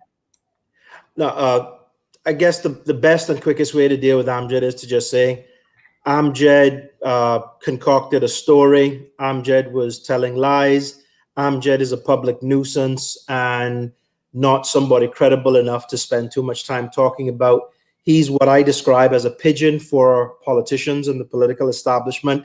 People like him are paid to spread information, disinformation, negativity, and try to blackguard, for the want of a better word, people's character. Amjad's fortunate to still be in the Cayman Islands because I guarantee you this, in his home country, Amjad wouldn't run up his mouth like this or in any other island in the Caribbean. So it's the price you pay for democracy. I have no problems with any opinions that anybody hold or wish to express about me. I'll challenge what is not real and what is not factual. And everything that Amjad said was 100% wrong, 100% a lie, and it's consistent with his character. So I'm not going to spend any more time on that. The protests, I wasn't an organizer of. I believe in holding our leadership accountable. The fact that we can have somebody, and it doesn't matter that it's Mr. Bush, but that a elected member can plead guilty to charges involving, you know, the activity that transpired, and 17 other individuals remain silent. For me, it's a bigger indictment on the system and those 17 that remain silent, because their silence equals consent for that sort of boorish behavior. But ultimately, we have the power come 2021 to say, hey, you failed us on basic things of right and wrong. You demonstrated no ethics, no morals, no integrity. So now we know we can't trust you. So I'm going to use my power at the ballot box and remove you from the office, because if you can't get something as basic as this right, how can you be trusted with major decisions? There are a lot of people that make a lot of money, that enjoy a lot of perks by being elected, but if they can't stand up at a time like this when it's counted, because the double standard is this: if Sandra Hill, Johan Moxham, Alric Lindsay, anybody else, you name them, there's a standard for them, and clearly there's a standard for us. And all I wanted to do is live in a country where there's one standard that is consistently applied and applicable to everybody. So, you know, the politicians in the House and the unity government will feel that we're political wannabes. No, we've been standing up, asking questions, holding people accountable for a number of years. I've been speaking like this for the better part of 12, 15 years, once I figured out just how dodgy and corrupt the system is. I don't want to live in the next Jamaica, the next Bahamas, next Bermuda. And those are beautiful countries, but their political system and their governance model and the way that the average citizen lives there, it's all about the powerful and the wealthy, and everyone else struggles. We have a chance in Cayman to basically speak respectfully, and also engaged in the process where we describe it as participatory democracy. And what we did, or what the organizers of that protest was, that was healthy. That's how democracy works. What isn't acceptable is when idiots like Amjad talk out of their ass, to be honest with you, and spread lies. I have no time for stuff like that. But he's not the only one, because we've seen politicians that lie. We've seen politicians that use parliamentary privilege to basically try and besmirch people's character, and then they hide behind parliamentary privilege where they can't be sued. And we just need to be able to understand, you have decent people with ethics and morals, and then cowards. And those that remain silent about this, that are elected, they're untrustworthy, undeserving of your vote, but more importantly, they're cowards that should not be there in the position of representing the people, because a school child knows that what conspired with Mr. Bush they're not supposed to do. So how do politicians not know? Yeah. Well, it's no wonder that we cannot talk to our school children about the fights that have been going on at John Gray, at Clifton Hunter, because clearly, you know, as a community, we would be talking out of both sides of our mouths, because we're telling them, oh, this isn't acceptable behavior. This is not how you resolve your issues. But our leadership is doing it. So, you know, in the minds of children, they must be very, very confused. Yeah. I think one thing that was kind of cute but disturbing was when they said, or when the guy said that Alric and I were or are a part of a political party, or Mr. Miller's party, or somebody else. Some foolish that's wishful thinking on their part. Alric's an independent candidate. I'm an independent candidate. We are independent candidates that are aligned on. Hold on. Stop the presses. Did I just hear you say that you are a candidate, Johan? This is an official announcement, I do believe. No, hold on. Where's my ear horn? Hold on. I'll be making an announcement. No, you just made it. No, well, listen, at the end of the day, I don't think people want to be politicians, but I think people like me pay attention to the politics, because the current crop of politicians that we have are not good enough. They're not representing the people. They're not representing the majority. They're not representing what we want as a country. They're representing themselves and those people that own them and control them. And if you want to find out who owns and controls the politicians, follow the money. Follow the contracts that the politicians get. Follow the contracts that their businesses get. Follow the donations that they get from private sector. You'll understand why people say what they say, speak how they speak, and make the decisions that they make. I don't want to live in a third world country. I think Cayman is a great country. It's probably the best island in the Caribbean, but we are losing our way because corruption is real. Systemic corruption is very real, and we need to oust all of those people that are selling out, doing the right thing for profit. We need to have the Auditor General, the Financial Crimes Unit, the Anti-Corruption Unit conduct robust investigations into current politicians, into current projects, into how decisions get made. Follow the money. If you can spend time trying to ensure that, you know, what's Johan saying, or what's Alric saying, or what's Sandra saying, you must have the time to figure out who's on the take, who's been bought and paid for. I know who the financiers of some of these politicians are, and in due course, I will be presenting evidence of that as opposed to just stating an opinion. But Cayman deserves better, and those that remain silent in the face of madness, they don't deserve your support. They don't deserve your vote, because the people of the Cayman Islands deserve better. They're building a Cayman for everybody else except for us. All right, Johan, you have permitted me this morning to use a couple of my buttons. So 1 second, there's my kaboom. I just dropped a bomb. I think we got a couple more that we can use. How about praise the Lord? Hallelujah, hallelujah. And of course, our hallelujah button. All right, now for some reason, looks like we're good again. We just had a little hashtag truth, says Eden. A huge thanks to Tara, Carolina, Billy, and others who helped the demonstration happen. Johan is right. Democracy is participatory. It won't work otherwise, and Anna need to do the right thing. Anna, you hear me? All right. We do the right thing. Is supported, and hashtag do the right thing. Pretty sure Cuban would not be saying Anna. So Eden, you've got your stamp of approval back as being 100% Caymanian. Now stay on the line, Johan and Alric, because I want to show a video clip that I think we're all going to find interesting, and we'll talk about this briefly. Like I said, the Cayman Islands is all over the news this morning, apparently for enforcing our laws, because I guess we're probably not really supposed to do that. But here's the first one.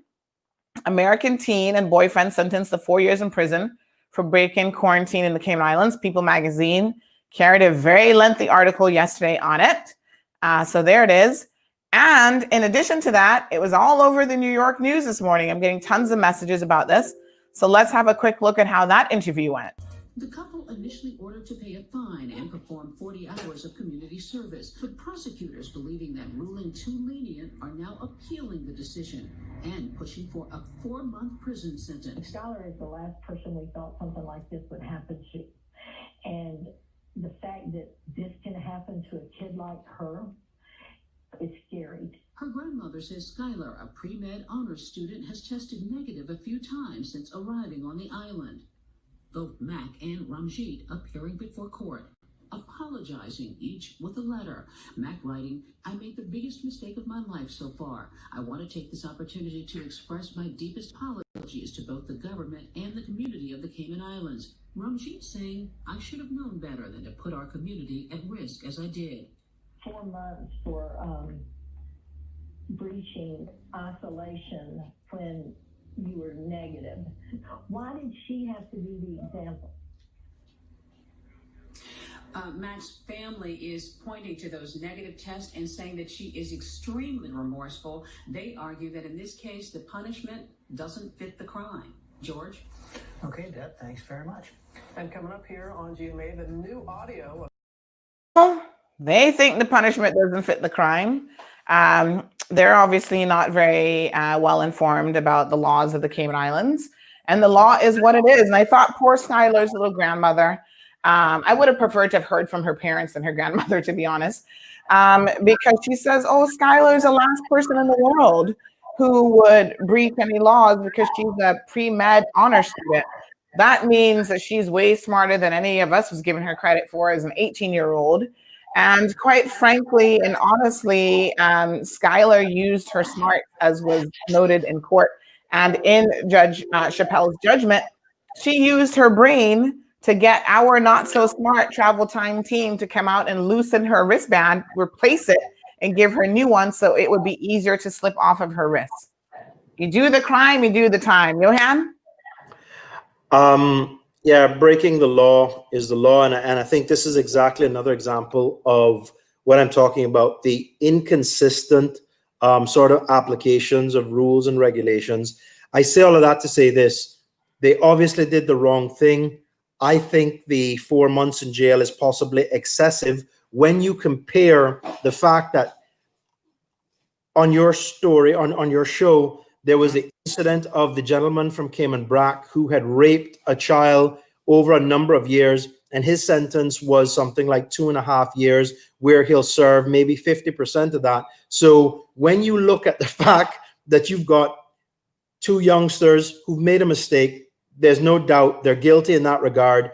But to spend 4 months in jail, I get the rules are the rules, and I get the fact that if I went to America and I broke the rules, we would have to abide by their ruling. But I just think we need some common sense applications of the laws, and in the same way that people can be upset over the water sports couple breaching quarantine and breaking the law. Where was the outrage when we had the ultra high net worth Canadian couple come in here and only pay a fine of $1,000? They were roaming around the place. They had no respect for any of the rules and regulations, but they knew the right person in the system that allowed them to get here, walk around, and they were friendly enough. And so what happens is there's one rule for one, there's one set of rules for a class of persons, and there's obviously another application of rules for other people. In the same way that the country can be upset that the couple, the youngsters basically breached quarantine and broke the law, and I fully accept that was wrong. We should take that same energy and apply it to the man from Cayman Brac that raped that child repeatedly, that got a sentence for 2.5 years. But if this is Johan, just a point of clarification. If this is the Scott kid who yeah, that's the name. Yeah, so that wasn't over years. That was a weekend incident, and I think what happened is the Crown only had the one assault allegation. Okay, having said that, the Canadian couple, the issue with the Canadian couple is government sat on the legislation, which had been agreed upon, but they didn't gazette it, so technically it wasn't law. So that those more stricter applications of the $10,000 plus imprisonment actually wasn't in place yet. And I think in the judge's ruling, one of the things that he said that was interesting is the public outcry is something important for legislators to pay attention to. Not legislators, my apologies, but the courts and judges and magistrates to pay attention to. And it was equally important for them to pay attention to the fact that this country had done so much to control the spread of COVID, including and up to even increasing and implementing this legislation literally 2 days before Skylar decided to breach it. And she knew what the penalties would be coming into the situation. So I feel sorry for her, I guess, as a mother, and thinking, oh, wow, if that was my child. Yeah, I definitely feel sorry for her. But at the same time, as them old people say, you make your bed hard. What you got to do? No, I can accept that. But, you know, Sandra, just look at the Ramjeet fella, you know, good guy, you know, trying to do his best. People make mistakes. I'm going to give you an example. We have people in the LA have beaten women. We have people in the LA that have pled guilty. We have people in the LA that have broken the law, and they're allowed to be a representative in the LA. So obviously, the application of justice and law and order makes absolutely no sense. Yes, the people did something wrong, but give them the maximum fine possible and basically hurt them in their pockets to make them. I know that they broke the law, but a financial penalty would have possibly been, in my mind, a fairer sort of ruling than to subject them to 4 months in jail. When I know that there are people in the LA right now that have pled guilty that are not even see 4 months in jail for their heinous acts. That makes no sense to me. Mm-hmm. Okay. All right. And Eden says, interesting that a Caymanian was involved in this breach, Sandy. The LA is making new laws and retroactive laws all the time. Just look at the legal services bill, ban the CA couple as well. Well, they were banned, just to clarify. They're the same ban of them not being be allowed back in during COVID restrictions is in place for them also. So super interesting conversation. Johan, thank you so much for getting proper internet. Alric, thank you for allowing Johan to utilize your internet services. I would send him a little bill for that. Alric, your final thoughts for the day. I know we totally didn't even, by the way, folks, Alric wanted to talk about economic development post-COVID. Let's put that on the conversation for next week. Or we may just have to sit down and do a conversation with Alric on this discussion, and then we upload it so Alric gets to speak uninterrupted, because we're always interrupting his flow. Well, thank you very much. Connecting all the way from Cuba. the signal is very good here in Havana. So Yeah, I'm telling you. Thank you for allowing me on your show from Cuba. Yes. So I'm saddened that someone would go on the air and lie and mention my name to say I was at this protest with certain people.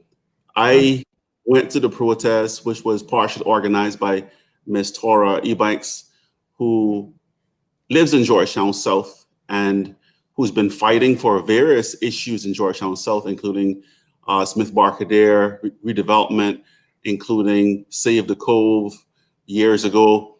So Ms. Tora Ebanks has been active in a very positive way and bringing awareness to the people of the Cayman Islands and helping to protect the things that are important to the Cayman Islands. So it was Tora and company who were responsible, as I understand it, for organizing the protest. I went to the protest for two reasons. One, to support Tora, generally speaking, as she is a Cayman who loves her country. And two is to support the overall issue that was being protested against. Like I said, to me, it's not about the person and trying to say bad things about a person. For me, the overall message to me is, listen, it's like they say, Houston, we have a problem. And if this issue is something that is prevalent throughout our society, then there is really a problem. And I think what Tara was trying to do was bring awareness to the issue. And in the future, you know, if the country wants a constitution that allows a recall of a person elected, then the people need to that constitution amended, you know. But as we can see, CPR group won the right to get that referendum for the people in relation to the cruise berthing facility. So the government turns around and says the referendum vote will not be allowed. So as we can see, even in some cases where the people do get together and they beat the government and they have that right to exercise a referendum vote, the government turns around and says, "Oh no, you can't do that again." So generally speaking, we have an issue with the overall framework, the overall legal framework. There's a huge issue where your rights are not respected when it comes to freedom of expression, respected when it comes to exercising the referendum vote. So people in Cayman, please wake up and see what's going on around you. The government, as it is today, does not respect your constitutional rights. The government does not respect your right to freedom of speech. And then they go into Parliament talking about our freedom of speech on the radio is rubbish and garbage. I do not have any association with Mr. Ezra Miller. I don't know. I don't know where this guy got that information from. That he saw me there with Mr. Miller. I was there talking to Johan Moxham and Chris Sanders. Those are the only people I was there talking to and took a photo with. And I also was there talking with other people that were there from Georgetown South. And just because you think someone doesn't look like a Caymanian, you shouldn't go on the air and say, you know, there were no Caymanians there. There were a lot of Caymanians there. From what I can see, the majority of people there were Caymanian. You know, Eden Hurlson, he's saying he's from Cuba. I need to stop playing these games for political purposes. It was the cause is a good cause. You know, Tara put a lot of work into organizing and bringing awareness to the issue. I support Tara on this issue, not just because she's in Georgetown South, but because she's a Cayman who loves Cayman. But hopefully, the radio show that person made that comment on can do a fact check. So, Mr. OC, if you're watching this, please know that, yes, I was talking to Chris Saunders. Yes, I spoke to Johan Moxham. Yes, we took photos together. But I don't know where he got this idea from that I was taking a picture of Ezra. I was talking. I didn't didn't even see Mr. Miller there. I mean, I understand that he was there. Yeah. But I think he might have been there at a different time that I was there. When I came, I saw you, but I didn't see him. Right. Was there like an invisible Mr. Miller, or I don't understand? Where's this guy getting this information from? I don't have no idea. I'm not a part of the Cayman People's Party. I'm not part of that. That is headed by Mr. Miller. I don't know. I don't know where this guy is getting this information. I think it's political. They're trying to spread rumors to try to discredit people from expressing their freedom of expression. I think they're trying to confuse the voting public to make the voting public think that people are aligned with certain people, to get the rest of the voting public to not like that person as a candidate. There's just so many games, and I wish all the games would just stop, Yeah. Yeah, it's unfortunate. I mean, at the end of that conversation, I noted with interest that OC asked him, how did he know that the Cuban nationals were being paid? And he said, oh, he actually spoke to them. They told him that, which is ridiculous. I mean, we know that that's not true at all, because if someone was being paid to protest, I'm pretty sure that they understand the implications of saying that information to anyone. And I'm pretty sure Amjad has not spoken to anyone because there were no Cubans there. So that is where the very crux of his initial comments are completely false and erroneous. But Alric, thank you so much for joining the program as usual. Folks, you guys know that on Thursdays, Alric has us booked out. You can see him here. He wants to talk about a number of different topics and issues facing this country. And it's sad that we even have to waste any time kind of addressing these sorts of baseless rumors. But in my opinion, if you don't address them, they seem to grow legs. And there might be some people out there who will buy into this sort of foolishness. So Alric, thank you for addressing that as professionally as you did. And we will see you next week, Thursday, which is Christmas Eve. Are you going to dress up as Santa for us? I think, well, if there's good connection in Cuba, I'll be calling you, Sandy. Sounds good. All right, Alric, enjoy the rest of your week. And we may touch bases with Alric before then, because I know for a fact that he is working in a couple initiatives in the Windsor Park area. So we'll hear a little bit more about those. Some final thoughts coming from Eden. He said, I only saw Mr. Ezard walk up to the LA and wave when we clapped for him. Only saw Kenny and Chris come down to us. Bernie beeped and gave us a thumbs up. Every other MP avoided us, which is absolutely correct. And Eden also says, go Al, this is our time. I sure hope that it's going to be a time for change, folks. I agree 100% with Eden that we need to vote for change in 2021. In a lot of respects, this government has failed. This unity government has failed the people of the Cayman Islands. And it is just the PPM government repackaged, folks, with a little sprinkle of UDPism, CDPism, whatever you want to call it, on the top of the icing. And Alden, unfortunately, for all the criticism that he and his supporters have had of Makiva Bush over the years, he sure is beginning to look a lot like him. And I don't mean physically, I mean in the way that he acts and behaves, and, you know, wanting to silence the people and shut down the people of this country and not listening to the people, whether it's regarding the legal services bill or many of the other important topics like the port. Alden is a type of person. He reminds me of, you know, when you used to play castle in your house, you've got that one person who's going to be the dictator and they're going to do whatever they want to do and they don't listen to anybody else. It's their show. It's the Alden McLaughlin show. And the rest of us are just spectators in that. And, you know, he believes that once his government has said, or he has said to his government that this is what it's going to be, there's no room for discussion. There's no room for educating the people of this country, just like they did with the port. They had one public session, and somehow, although that was brought on because of the growing volume of people in the community speaking out, somehow they thought that that was enough, and such an humongous capital expenditure, capital project that would have indebted this country for multiple generations to come. One public meeting was enough because they were not concerned about your opinions as a country. They just wanted to shove this project down your throat. And as the good Lord would have it, where's my hallelujah button? It was perfect timing that CPR did what they did, because look at the mess we would have been in right now, having committed to capital project such as the port expansion. And having started that, and then COVID hit, boy, we would have been up you-know-what creek without a paddle. Congratulations to Johan Moxham. He has made a decision and actually said that he'll be running for public office. Big up yourself, Johan. You guys heard it first here on Cayman Mall Road, and we look forward to hearing more from Johan so we can find out where he's at and a lot of the policies and important tidbits that the people of this country really do care about. Folks, it is Thursday. So that means we've got an evening show. So tune in later on this evening. We'll update you on what all the happenings are.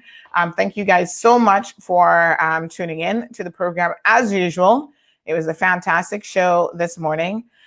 Someone did send a private message saying about Skylar, the whole situation with her raises ethical questions about a pre-med student willfully breaking the law and going out of her way to do so. Unfortunately for Skylar, I sympathize with what Johan said. Yes, she's young, and sometimes when we're young, we do stupid things, we make mistakes, and we hope that those mistakes are not going to be detrimental and impact the rest of our lives. But stripping away all the privileges of where she's from, her skin color, and the whole 9 yards, if this was some little black kid out of nowhere, you better believe the consequences would have been real and the impact on his or her life would have been very, very significant. There are African Americans in prison for relatively minor drug offenses, and I mean marijuana offenses, who have gotten almost a lifetime sentence. Skylar gets 4 years in a paradise prison that's like dorm. The most those girls at Fairbanks are going to do to her is show her how to get some cornrows in her hair, how to braid her hair. She might get a little taste of Caribbean cooking because I'm sure the chef, is going to do some curry chicken and whatever. Skylar is going to be fine, believe me. I feel worse for Van G, to be honest, because we know that, in Cayman, people will, he's got to live in a much smaller community with this. Skylar is going to go back to her gated community, her privileged lifestyle. Daddy will probably do like those other celebrities and pay for her to get into good medical school anyway. And she's going to be okay. Van G, be careful. This is a life lesson for you in terms of letting women or anybody kind of lead you down a wrong path, but you were old enough to know better. And the judge held you both equally accountable, which I thought was important in this case. I liked the fact that they were both held equally accountable. The magistrate was trying to put more blame on the Caymanian, which I thought was wrong. So I do think, unfortunately, that Magistrate Hernandez's sentence had to be overturned. I can't blame him any more than her. Yes, he is a Caymanian, and yes, he's been living here through COVID. But look at Skylar. She's been living in the U.S. through a COVID pandemic that has killed hundreds of thousands of people, like 300,000 people. And she still isn't getting it. So how do we say to VJ, well, you need to get it more than her? No, they both were complicit in this. And so you hold them both accountable. And again, we've all seen this meme of poor Skylar in circulation. 4 months. Did I say 4 years? No, 4 months. She only got 4 months. And she'll probably only serve like 2 months with good behavior and whatever else. Because I think they get like a 60% discount. So yes, people are doing this little meme. Like I said, this is all that's going to happen. She's going to get a couple cornrows in her hair. Still cute, still going to be fine. She's not going to get any tattoos. They'll probably treat her like a queen up in Northwood, up in Fairbanks. She'll be fine. Skylar, you're going to be fine. I wonder if they get to listen to CMR in prison. I don't know. Anyway, good folks, we'll see you this evening, God's willing. You guys have a beautiful and wonderful day. Go out there, work hard, be productive, try not to break any laws. One more, we'll talk about that tonight. We're going to talk about the guy in court who was trying to snap a photo, because that was a very interesting session yesterday. Very weird. So let's talk about that tonight. Tune in at 7 p.m. Thank you for tuning in to another edition of The Cold Hard Truth.